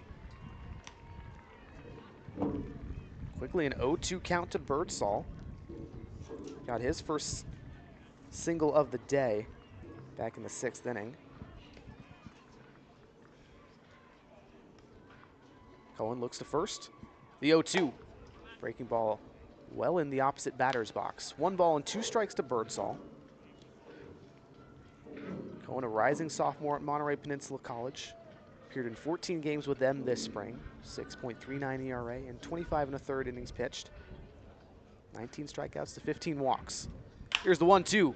Swinging a line drive into left center field, down for a base hit. Levitt McGee charges, picks it up. That's the 2nd single of the day for Birdsall and the 2nd this inning. Now there are 2 aboard, just 1 out for Dane Most, the 3rd baseman for Menlo. Yeah, Birdsall's had a really good game these past 2 at-bats, and again, now you have to kind of worry for the Crawdads because looks like they'll change a pitcher here, but again, we saw a rally yesterday from the Seagulls that didn't get completed, but again, it got close. Absolutely, and a short leash for Max Cohen as Crawdads head coach Brent Cummings is going to call to the bullpen, bring in the big righty Noah Zirkle. So while the pitching change occurs, we'll step away real quick here in the top of the 8th.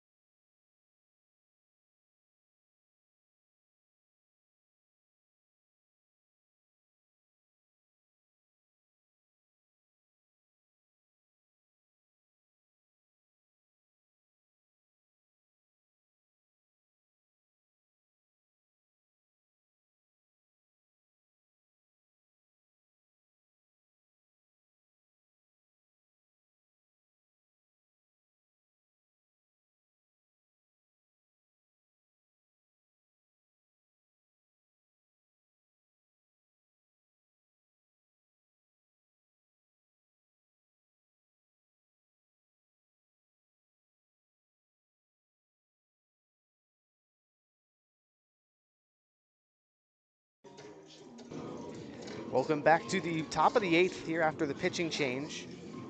1 out, 2 on for the Menlo Park Legends as Noah Zirkle relieves Max Cohen here after Cohen just got 1 out, allowed 2 singles. Zirkle, the 6'4", 235-pound righty out of West Valley College, trying to hold the Legends scoreless here and limit the damage. Dane Most, the third baseman, up. Had a double back in the first. Otherwise, he's 1 for 3. Hit into a pop out and a double play in the 3rd and 6th, respectively. Zirkle, 5 appearances for Walnut Creek, 5.4 ERA and 6 2/3 innings pitched. His first offering to Most, fastball on the inner third, strike 1. Zirkle did not play in 2025 at West Valley College as he dealt with bicep injury. Appeared in 6 games, 2024 though, 12.46 ERA in limited action there. Here's the 0-1 to Most. Fastball on the outer third, called strike 2, 87 miles an hour. Zirkle last pitched Friday night in that 8-3 win against the San Francisco Seagulls in San Bruno. Allowed 1 earned run on 3 hits in that inning. Zirkle looks to second. Kicks and deals the 0-2. Breaking ball in the opposite batter's box. 1 ball and 2 strikes on Most. Most consistent guys in the Menlo order entered today, getting 283 in 17 games. 4 extra bases, 8 runs batted in. The 1-2 to Most. Breaking ball below the knees. 2 balls and 2 strikes now to the Iowa Western man. Played 35 games there this spring. Hit .303. 16 runs batted in.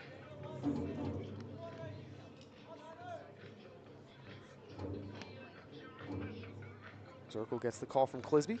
The 1-2. Breaking ball slapped foul along the third base side. Into the Legends bullpen where there are 2 guys up and moving.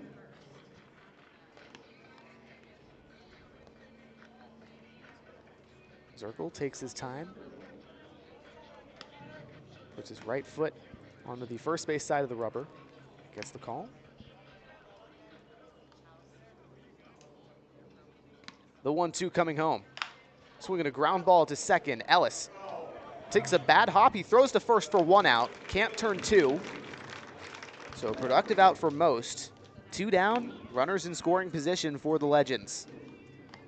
I think you'll take that if you're the Crawdads. Every out matters, even though you can't get 2 there. Absolutely. 1 out, with 2 down, frees up Zirkle to pitch into weaker contact potentially, as we're going to get a mound visit again. Pitching coach Dustin Cheney wants to have a word with Clisby and Zirkle on the hill. In this situation, Casey, what do you think they're talking about? I mean, you need that 1 out, and you need it in really any possible way. So base hit would be pretty detrimental, so they're probably just telling him, you have a base open, try to keep it simple. 5-hole hitter Will Anderson, the designated hitter, due up. He's 0 for 3 today, but definitely a dangerous guy to have coming to bat with 2 runners in scoring position. Anderson, the Ohlone College man, will stride on over to the left-handed batter's box. Rising junior in the portal after 2 great seasons at Ohlone.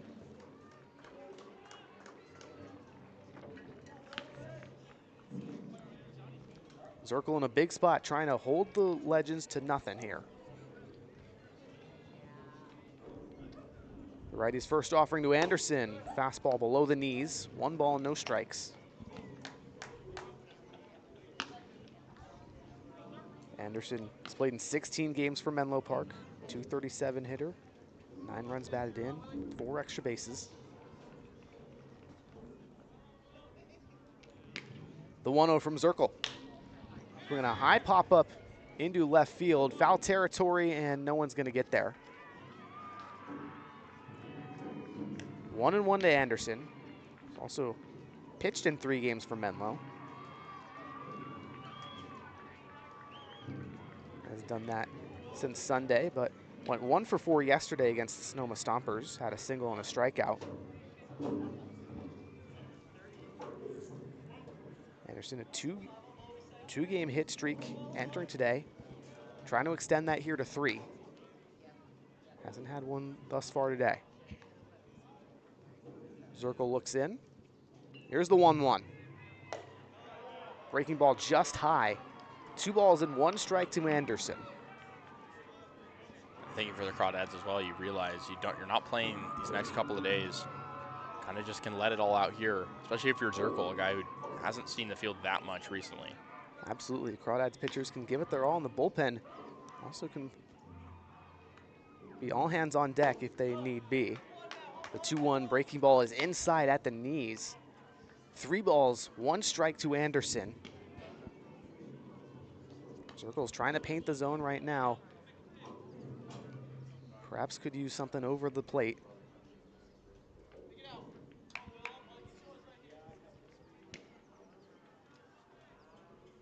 The 3-1 to Anderson. Fastball fouled back into the screen. Full count now. That was a nice recovery pitch. And you have a base open again. You wouldn't want to walk the hitter here, but again, you realize that you just don't want to give up any of those runs. Put the Crawdads in a tough position. The lefty Anderson takes a breath, digs back into the left-handed batter's box. Zirkle sets chest high, kicks and delivers the payoff. Breaking ball upstairs.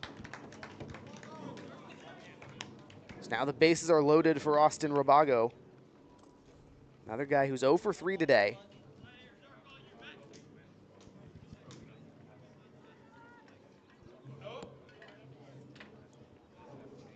A little bit of action in the Crawdad bullpen, but right now, Rabago is Zirkle's batter.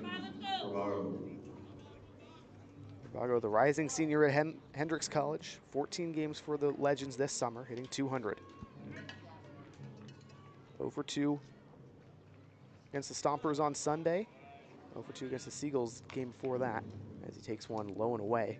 Ball 1. This is the most threatening they've been all day, the Legends. And again, you just have to locate here. Can't walk anybody. One swing could tie the ball game here. The 1-0 from Zirkle. Fastball fouled away on the left side. 1 ball and 1 strike to Rabago.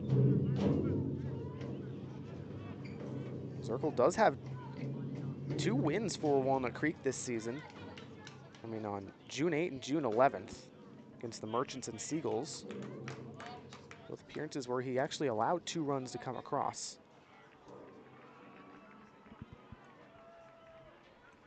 The 1-1 to Rabago. Fastball just misses the outer third. 2 balls and 1 strike to the lefty second baseman for Menlo Park. The Oakland native Zirkle originally went to Fresno State out of high school, but transferred to West Valley. The 2-1 slapped into left field for a base hit. 1 runner scores. The runner from third coming home. The throw, not in time. Crawdads will try to get one at third. Do they have it in time? No, the ball dropped out of Medham's glove. 2 runs come across on the RBI single from Austin Rabago, and he moves to second. And Medham would have had the out. They beat him by a mile on that throw. Really heads up play by Clisby, but Medham just could not hold on. So now Menlo trailing by just 1, still 2 runners in scoring position, and head coach Brant Cummings going to make yet another pitching change here in this 8th inning. Cam Krogan, the man up for Walnut Creek, one of the best relievers out of the pen. While he warms up, we'll take another break here in the top of the 8th. 2 down, 2 runners on.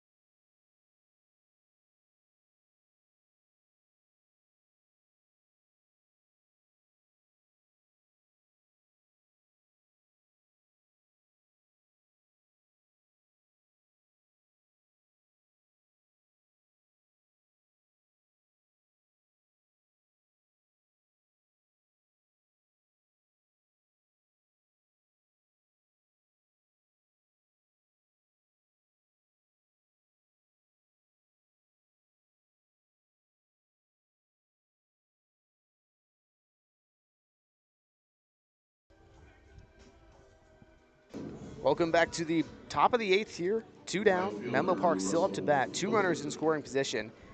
Russell Filter up to bat. He grounded out his last time up in the 7th. New pitcher for Walnut Creek, Cam Krogan, the righty from Pepperdine, making his 11th appearance on the season. 1.58 ERA heading into this one. First offering from Krogan, 89-mile-an-hour fastball on the outer third. 0-1 to Filter, son of Santa Clara baseball head coach Rusty Filter. The 0-1 to him. Fastball yanked in the opposite batter's box. 1-1. Krogan 11 and a third innings pitched. He's gone 1 inning pretty much every outing he's appeared in. The 1-1 from the first base side of the rubber. 79-mile-an-hour slider sits in the zone. 1 ball and 2 strikes on Filter. Krogan 27 appearances this spring at Pepperdine. Here's the 1-2 base hit into shallow right field. 1 runner scores. Donnelly's throwing home. The throw to Clisby in time, but he bobbled it. The Menlo Park Legends are up 4-3.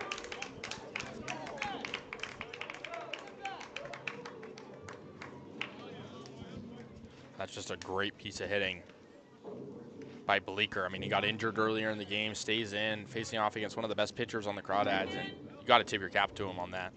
Absolutely. So both of those runs will go against Noah Zirkle. Now Cam Krogan still trying to get out of the inning. His first base runner on board. First offering to the new batter, Will Robbins. On the outer third, called strike 1. Krogan with the 0-1 delivery. Another breaking ball, back pick, not in time, over to first.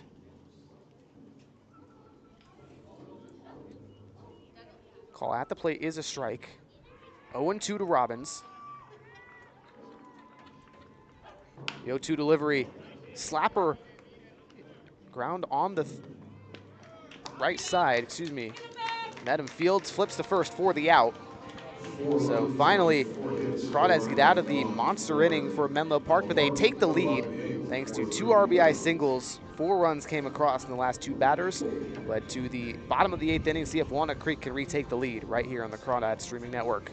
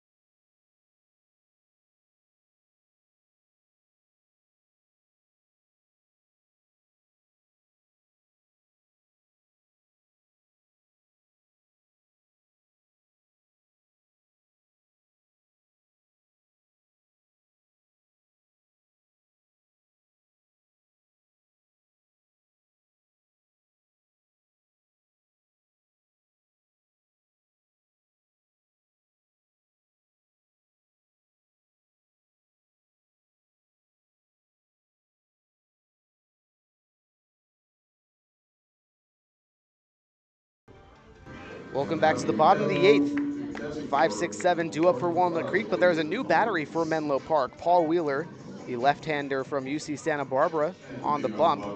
And Blake Cohens is behind the dish, the University of Illinois Chicago man. Wheeler did not pitch his freshman year at UCSB. 4 appearances, 4.9 ERA for Menlo this summer. Righty Clisby steps in, first offering to him, a breaking ball outside. 1-0. Clisby 1 for 3 today, had a single and a swiped bag in the 6th. Reached on an error in the 4th as well. The 1-0 to Clisby. 73-mile-an-hour off-speed high. 2 balls and no strikes on Clisby. Wheeler, the 5'11", 185 lefty from Los Altos. Trying to limit the damage here. 89-mile-an-hour sinker below the ball, below the knees. 3 balls, no strikes. The UC Santa Barbara lefty readies. Here's the 3-0. Slider upstairs, ball 4 on Clisby. On base for his 3rd time today. And it brings up the left-handed DH for Walnut Creek, Ryan Brome. Brome 0 for 3 today, riding a 6-game on-base streak. Entering today. Has 2 hits in each of his last 2 games, though. Yesterday against the Seagulls and Sunday against the Stompers. We'll work with 1 aboard, no one out here at the bottom of the 8th. First offering outside from Wheeler. Slider misses in the opposite batter's box. Wheeler looks to Cohens. From the stretch on the 3rd base side of the rubber. Another slider, this time sits in the heart of the zone on Brome. 1 ball, 1 strike. Good pitch there to take away a bit of the leverage from the Crawdads after the leadoff walk in the heart of the order up. That's done well today. Wheeler steps off briefly. Looks like there was a ball that made its way out to right field. Filter went and snagged it, threw it in. 1-1 to Brome. Southeastern Louisiana man. Swings at the 1-1, fouls it off the opposite way. 1-2. Brome hit .355 this spring at Southeastern Louisiana, 42 games. Batted in 36 runs on 12 doubles, 12 homers. The 1-2 to Brome. So we're gonna drive into deep center field. Lewis going back, and he makes the grab. Just gets it over to his right.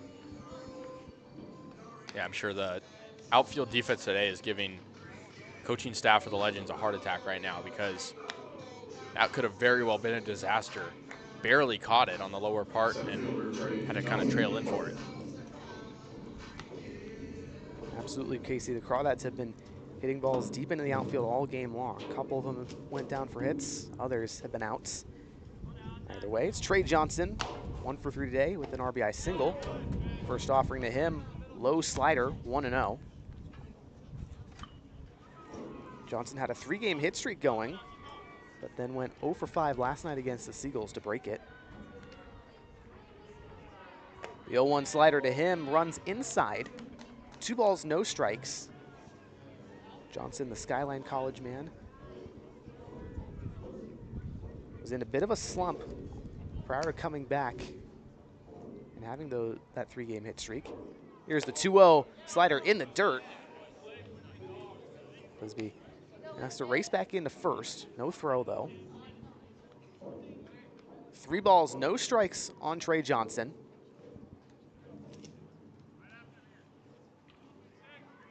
The Walnut Creek native lefty readies. Wheeler's 3-0 delivery hits Johnson in the shoulder. Slider gets away from him. There's action in the Legends bullpen. I wouldn't be surprised if they make a change in this pivotal point in the game. Absolutely. Leading by just 1. They have to be careful here with 2 aboard, and here comes pitching staff for the Legends. It's not the head coach, Nick Sanzeri, so probably not a pitching change, but definitely a conference, as the righty Nico DeFazio is up. Crawdad runners and DeFazio are gonna have a chat with both the coaches, Derek Nicholson, Grant Cummings, 1st and 3rd respectively. DeFazio 0 for 3 today. Houston Christian commit, looking for his first hit of the day. He's appeared in 3 games this summer for Walnut Creek after debuting on Friday night in San Bruno. Has a hit in every game he's appeared in except for today. Trying to change that here with 2 aboard. You know, they'll be trying for a ground ball, so DeFazio's gonna have to uppercut a bit, try to get something to the outfield. So if he doesn't get aboard, it's Still have Levitt McGee, but again, you can't hit into a double play if you're the Crawdads. Absolutely. That threat still very active. Runners at first and second. But DeFazio does have the right-handed batter matchup favorable against the left-handed pitcher. Able to see the ball a little better out of the hand. First offering a slider in the heart of the plate. 0-1 to DeFazio. Second-year Crawdad. 329 in 42 games at Chabot College this spring. The 0-1 to the third baseman today from Walnut Creek. Fouled behind the dish. Cohen's going back, and he puts the glove to it. That's a big break for Menlo Park. That's a huge catch to potentially save the game. You know, obviously don't want to speak too soon, but DeFazio, we know how good he's been hitting as well. He seemed due for a hit. Crawdads in a bit of a dire situation, down by 1. Casey McGee steps in, 2 for 3 today. But there's 2 down in the bottom of the 8th, 2 aboard. Crawdads have 4 outs to try to take the lead here. 1 in this inning and potentially 3 in the bottom of the 9th should we get there. First offering to Levitt McGee. Slider runs well inside, 74 miles an hour. 1-0 to the Crawdads left fielder today, who's been a bit hot and cold when he's on. He's fantastic. 1-0 slider in the dirt, gets away from Cohen's. Runner going to third, slides in safely. Tag not in time, allows Johnson to take second. So Clisby catches a bit of a break. He was a touch late on that one. Now 2 runners in scoring position though for Levitt McGee. You don't want to walk him either because Medham coming up next with the bases loaded. He has some of the best discipline on the team as well. Absolutely. Couple guys with great hit tools due up. The 2-0 to Levitt McGee. Slider outside. 3 balls, no strikes. Levitt McGee, 17 walks entering today. Would love to get his 18th here. Love a base hit though, even more.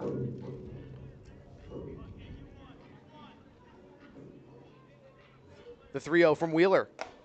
Slider inside. Levitt McGee walked on 4 pitches. Bases are loaded for the top of the order. Jared Medham searching for his first hit today. He's 0 for 2. Could not come in at a more opportune time, but first, a call to the bullpen. Paul Wheeler's day is done. So we'll step away briefly here on the Crawdad Streaming Network while the pitching change occurs.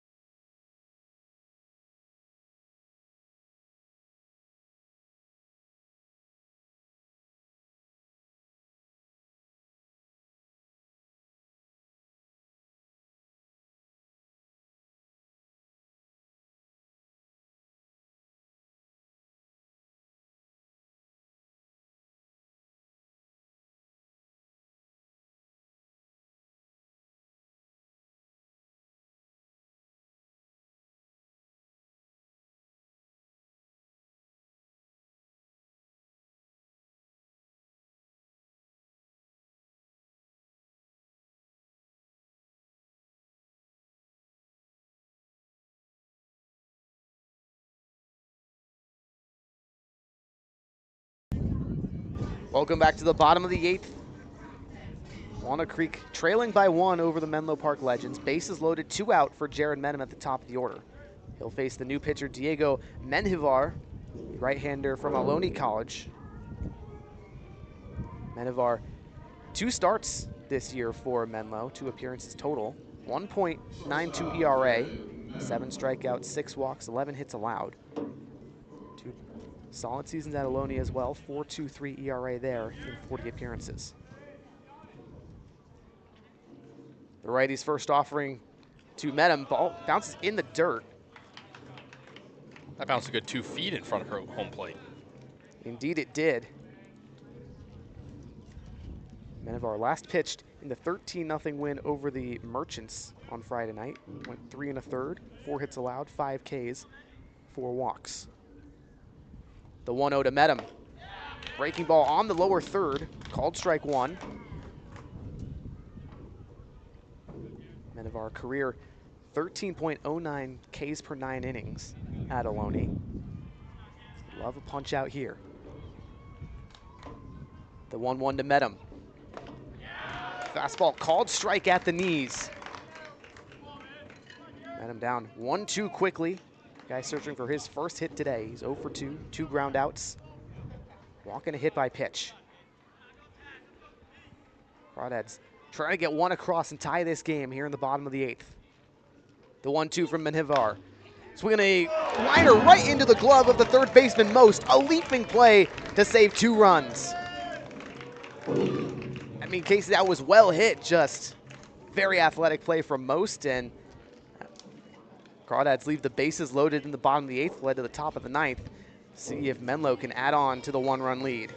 And I can't say I'm surprised there. I mean, we saw the same exact defense over at second earlier from Rabago. So, again, the Legends, you got to tip your cap, regardless of who you're rooting for, to this infield defense today. Outfield, a different story, but infield's been great. Absolutely. So we'll be right back for the top of the 9th right after this.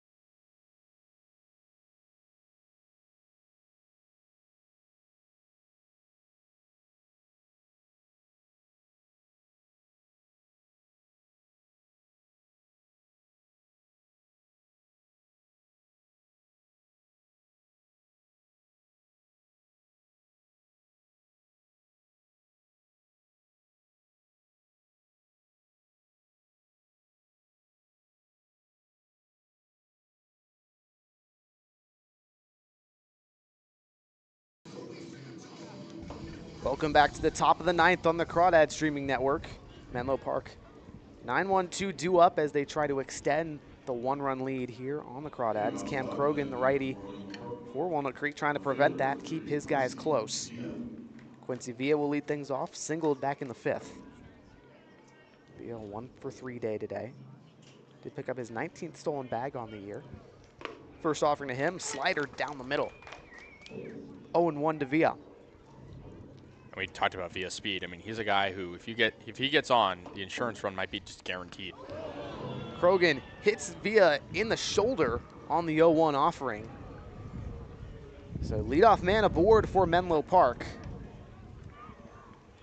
Perhaps an ominous first at-bat here in the bottom of the 9th. Top of the 9th, excuse me. And I'm almost certain that Villa will at least make one attempt at trying to steal second. Again, he already talked about him, but 19 steals on the season. He's one of the leaders in stolen bases in the CCL.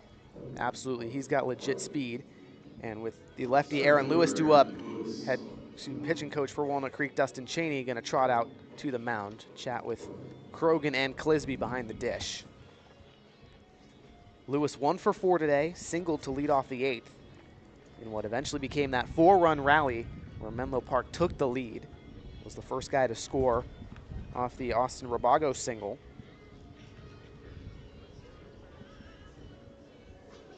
Lewis walked in the first, popped out in the third, grounded out in the fifth.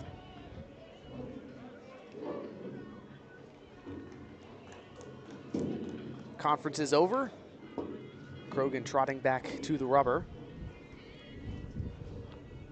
And Lewis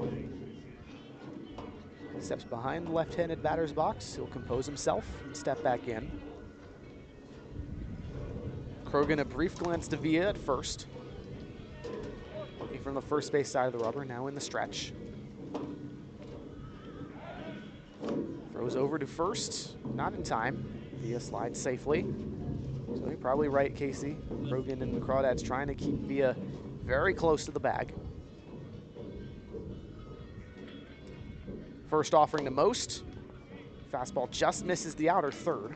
Lewis, disciplined guy. Walked in his first at-bat today. Got his first hit as a Legend in the 8th. Another pickoff over at first. Tag is too late from Ewens.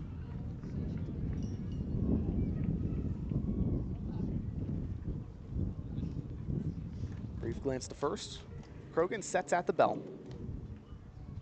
The 1-0 to Lewis. Fastball on the outer third, called strike one. Infield, definitely double play depth right now. Want to get out to hitting, keep the bats hot. Absolutely, Crawdads would love one of those. Another spin-off and a throw to first. Ewens won't even apply the tag this time.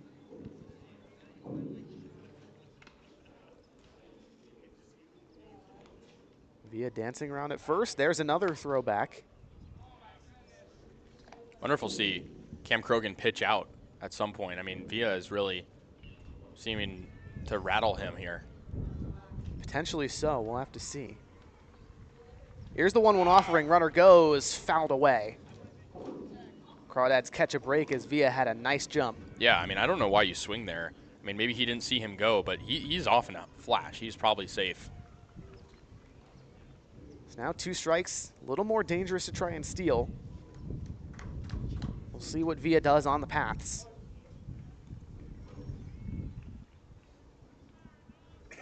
There's another throw to first. Ewens with the tag, but it's late. And I think the more Krogan throws over to first, the more Villa is motivated to steal. Oh, definitely. And this could be the difference between winning and losing. The 1-2, fastball outside. 2 balls, 2 strikes to Lewis. Center fielder at the dish. Krogan allowed that RBI single. Russell Filter to take the lead. He got a ground out. Here's a pickoff over at first. They've caught Villa in a pickle. Met him trying to run him down. The throw to Krogan gets him.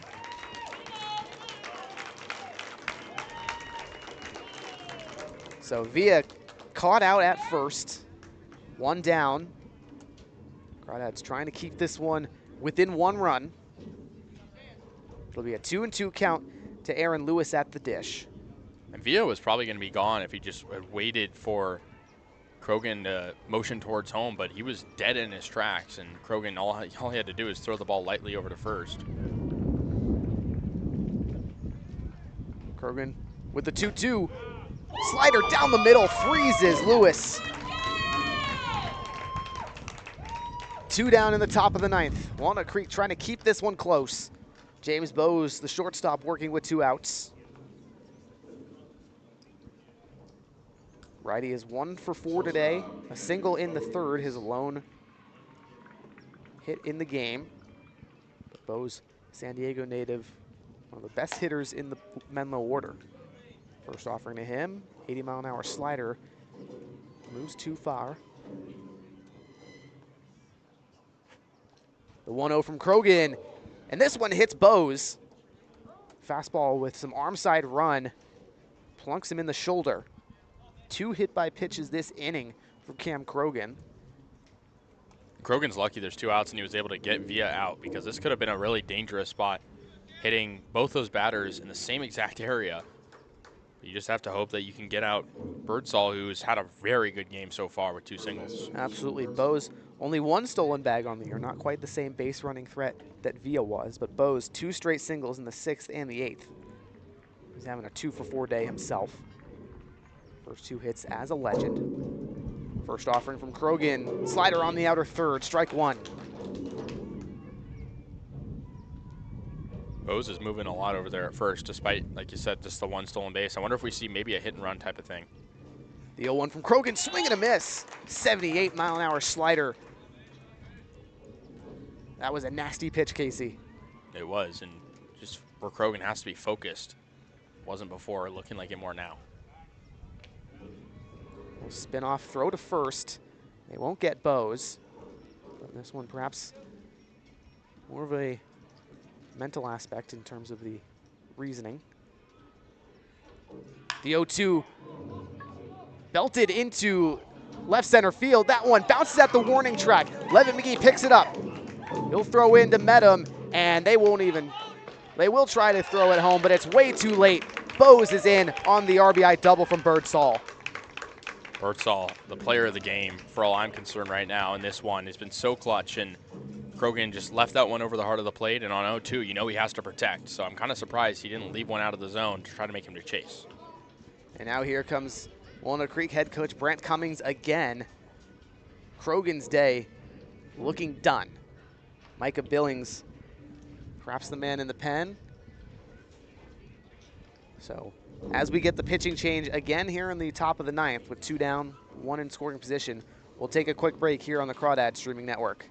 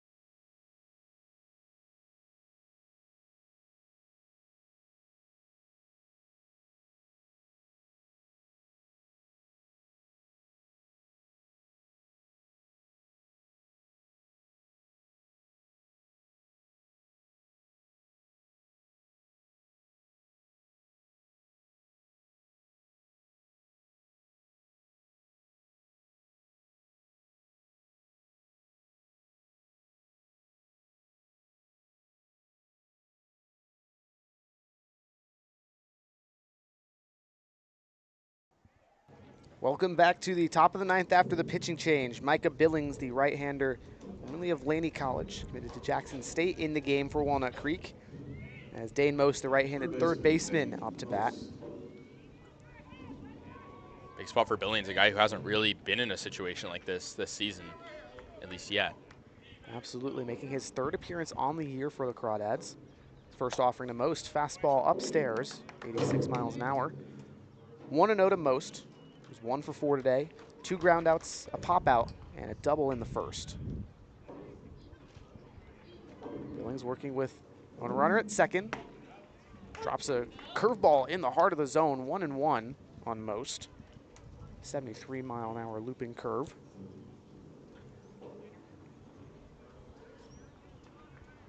Billings 12 appearances this spring at Laney College, 1.10 ERA. Here's the 1-1. Curveball on the inner third, strike 2 called. Had Most fooled.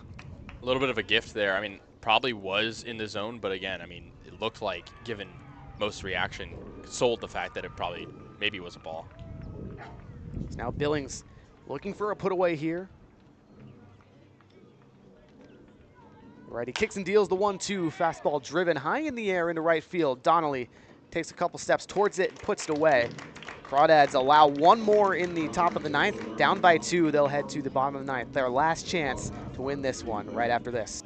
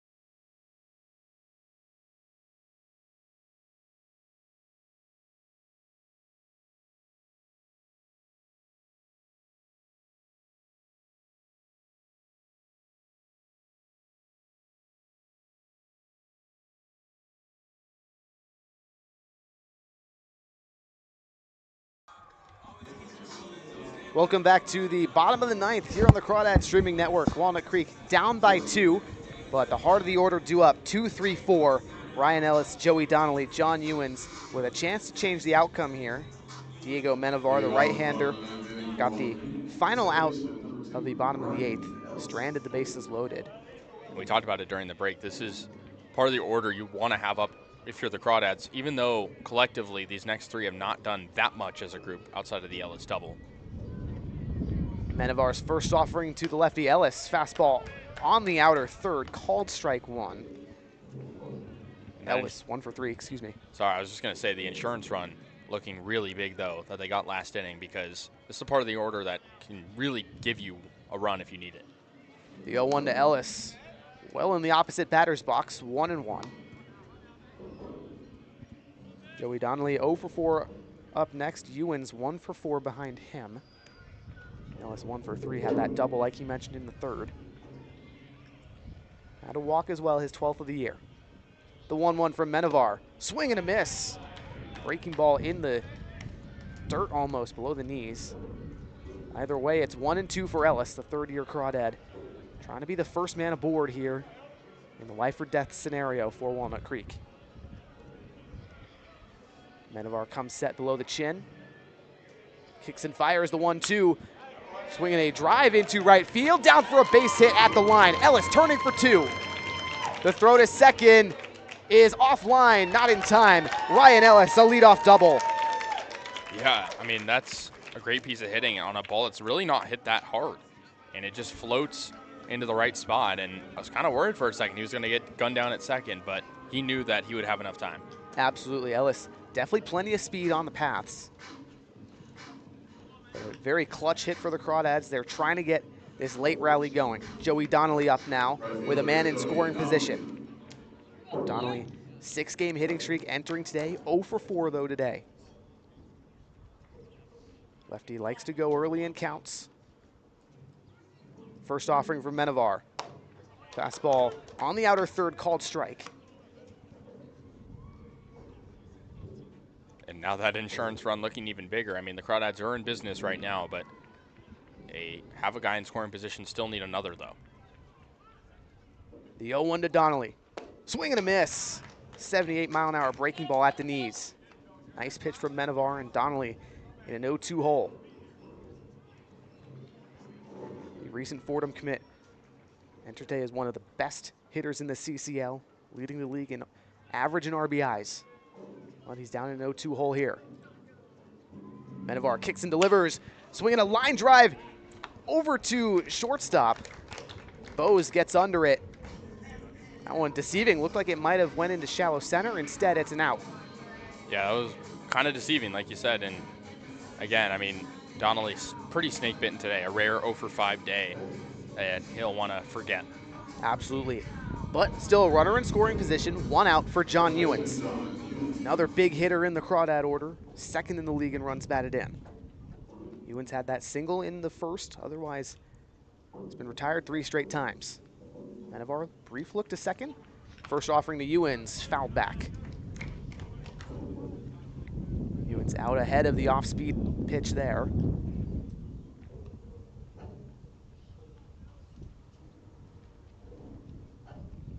Menevar, the Ohlone College man.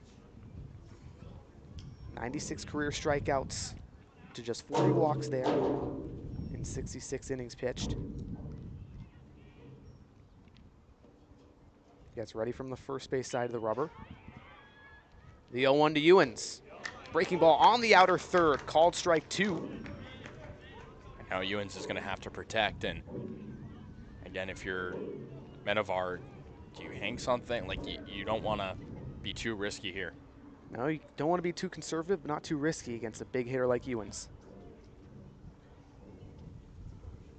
The 0-2 offering. Fastball on the outer third, called strike 3. John Ewens disappointed in the last 2 calls, and now the Crawdads down to their final out. Brandon Clisby, who's been one of the hottest bats on the day for Walnut Creek, up, still with a man in scoring position. 1 for 3 today, has reached base 3 times, once on a single, an error, and a walk. Rising redshirt freshman at New Mexico State readies. Menevar with a pickoff back to second, the throw, not in time. Ellis nearly caught with a giant lead. I don't know why he didn't slide there. I was trying to get in, lunging, and that was way too close. Crawdads trying to take this one back, down by 2. Menevar looking back to second. First offering to Clisby, popped up in the infield. Third baseman Birdsall calling for it. Nobody gets it. Confusion between the defenders. Cohen's, Menevar, and Birdsall. No one could decide. Crawdads catch a huge break. That's a huge miscommunication. I don't know why Menevar was in the mix of that, but it was, yeah, just huge miscommunication. And I mean, something that could come back to bite him, maybe. Potentially. First, it's an 0-1 count to Clisby. Alamo native playing at his former high school field right here. The 0-1 offering to the Crawdad backstop. Swinging a base hit into left center field. Ellis rounding first, he'll come home. Clisby with an RBI single, and the Crawdads down by just 1 now. Huge piece of hitting for Clisby. We talked about the game just almost ended off that pop fly into, we'll say, into foul territory, but again, it's just a huge piece of hitting, and the Crawdads are still alive. So with the game on the line, it's Ryan Brome. 1 man aboard, 2 down in the bottom of 9th. Brome 0 for 4 today. Has put the ball in the air in every at-bat. They've been recorded as outs. Rising senior, Southeastern Louisiana. First offering to him, fastball below the knees, 1-0. Brome recently had surgery on his wrist. His right wrist, working through a little bit of pain recently as he's trying to get signed by an MLB team. The 1-0 to the lefty. Fastball outside at 88 miles an hour. Menevar looks like he's really trying to punch him out. Yeah, and I'm wonderful to see Clisby go. His lead is pretty medium right now, but we know he has speed. Menevar from the first base side of the rubber. The 2-0. Bounces in the dirt. 3 balls, no strikes on Ryan Brome. Definitely a dangerous hitter to have in this kind of count. especially with a guy like Trey Johnson next, who we know can make hard contact, and there's nobody in the bullpen right now for the Legends. They're probably trying to save some arms, but I mean, Menevar has struggled a bit this inning. Right now it seems like it's all Menevar as we get the battery meeting here. But Kasey, do you think Brome is going to swing at this next pitch? I mean, if it's a meatball in the zone, maybe, but again, this is the game. You got to be careful on a 3-0 count. You can't pressure yourself too much because a walk would put Clisby into scoring position. Menevar sets below the chin. The 3-0 to Brome. Breaking ball down the middle, called strike one. Brome held up, clearly didn't like the pitch. Still a hitter's count though, 3-1. Third-year Crawdad trying to get the team to tie the game. The 3-1 from Menevar.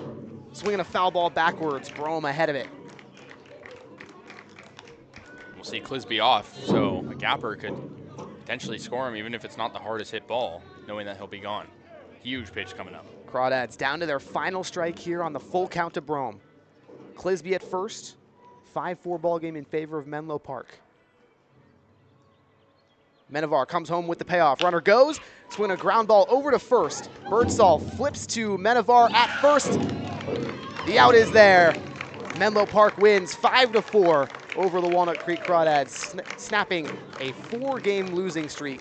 Finally back in the win column, 9-12 on the season. Crawdads had won 2 straight entering today, and now they'll head to 14-7 on the season as they take a 2-game break before heading to San Luis Obispo for a 2-game series against the Blues. Kasey, final thoughts in this one? Bullpen, tough spot for the Crawdads, and again, the hitting not really showing that much offense this game. We saw, yesterday 7 runs against the Seagulls, but I think they expect more out of themselves. This is a team that was putting up double-digit runs every game to start the year. So with that will just about do it here on the Crawdads Streaming Network. Thank you everybody so much for tuning in here. Walnut Creek down 0-2 in the season series against Menlo Park. They'll play them in the next couple of weeks multiple times, so we'll have that action obviously here on the Crawdads Streaming Network. But for Kasey Kazliner, Charlie Limoncelli, thank you everybody for tuning in. We'll be right back here Saturday night, 4 p.m. in San Luis Obispo. Don't miss that action on the Crawdads Streaming Network.